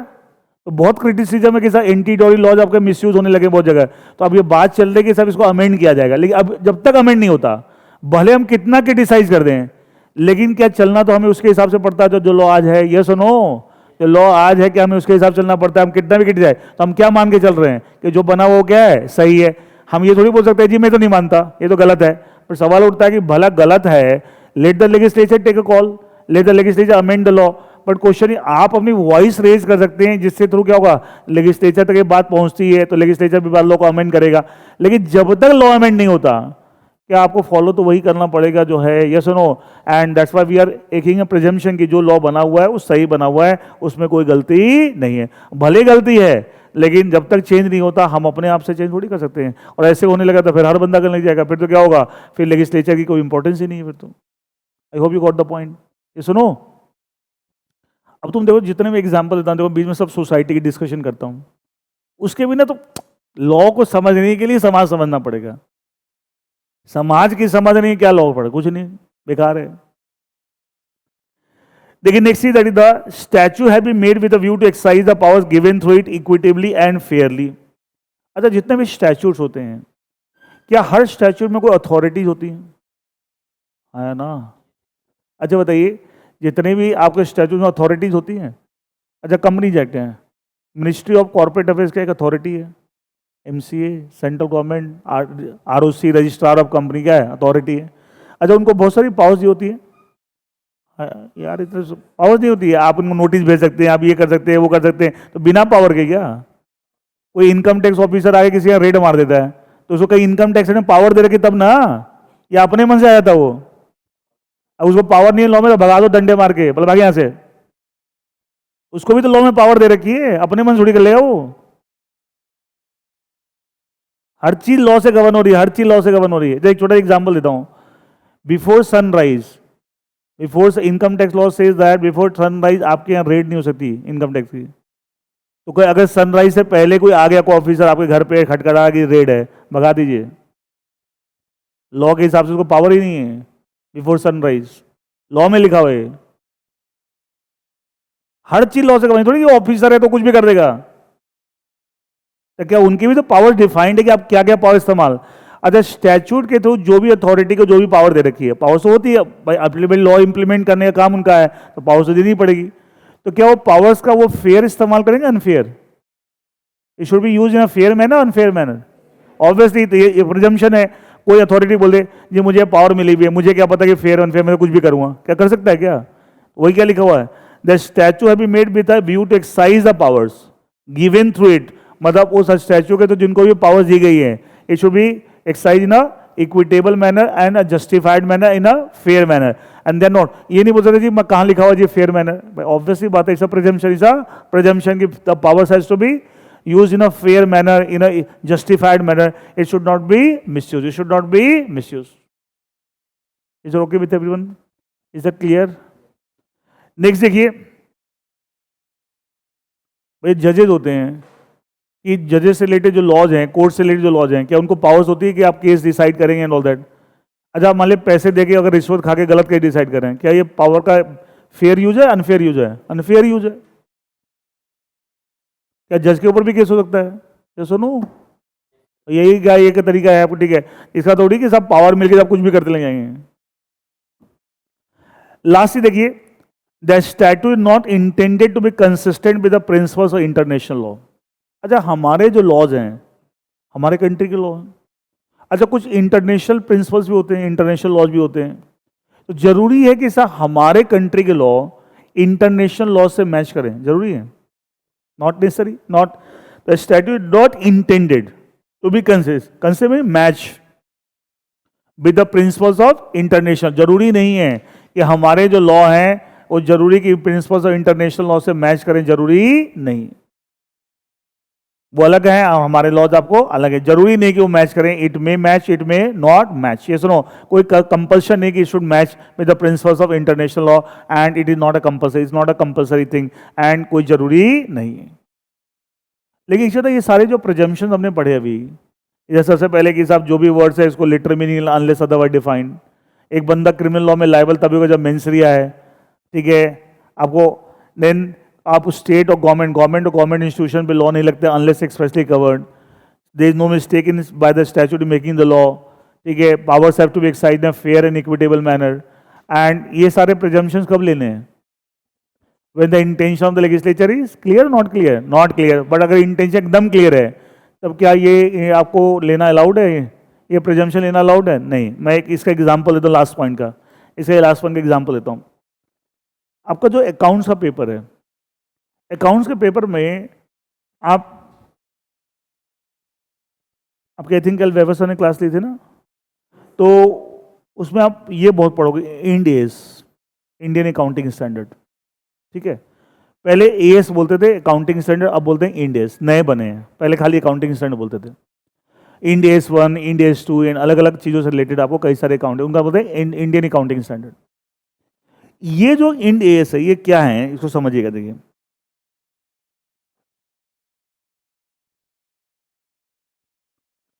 एक टर्म में लिख रहा हूं IFRS, international financial reporting standards. सुना है? सुना है IFRS? ये क्या चीज है, कोई बताएगा?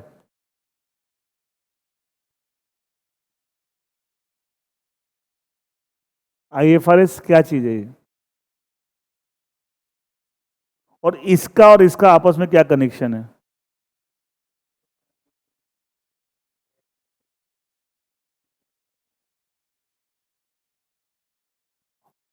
और चलिए कोई बात नहीं, मैं बताता हूं। अच्छा, एक चीज बताओ, जो कल भी हम डिस्कस कर रहे थे, day by day international transaction कम हो रही है, ज़्यादा हो रही है? ज़्यादा, और ये बढ़ती जाएंगी, बढ़ती, कम नहीं होने वाली है, ठीक है। आज यूरोप को देख लो। अच्छा, यूरोप के अंदर except a few countries like UK को छोड़ दो, UK is also part of Europe, ठीक है, जहाँ पे पाउंड चलता है। क्या पूरे यूरोप में यूरो चलता है? एक कॉमन करेंसी हो गई ना। अच्छा, नॉर्मली करेंसी क्या अच्छा, यूरोप क्या कंट्री है, कॉन्टिनेंट है? Continent, so many countries, Germany, France, so many country, Switzerland, ये सब क्या यूरोप का पार्ट है? ये सुनो, यूके।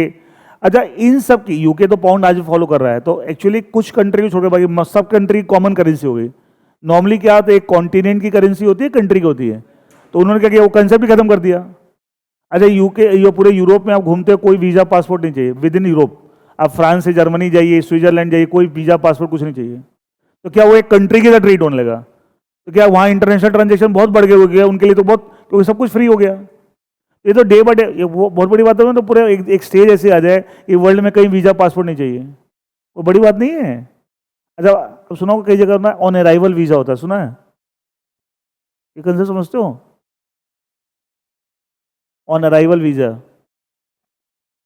अच्छा सुनो, इंडिया के कितने सारे कंट्री में ऐसा है कि वहां जाने के लिए आपको वीजा नहीं चाहिए, सुना है? तो इसका मतलब क्या हुआ कि आपको सिर्फ पासपोर्ट चाहिए, आप वहाँ जाइए, आप वहाँ पहुँचेंगे, वहाँ की सरकार आपको अलाउ कर देगी अपने कंट्री में, ठीक है। तो ऑन अराइवल आप पहुँच रहे हैं, वहीं वीज़ा मिल जाएगा।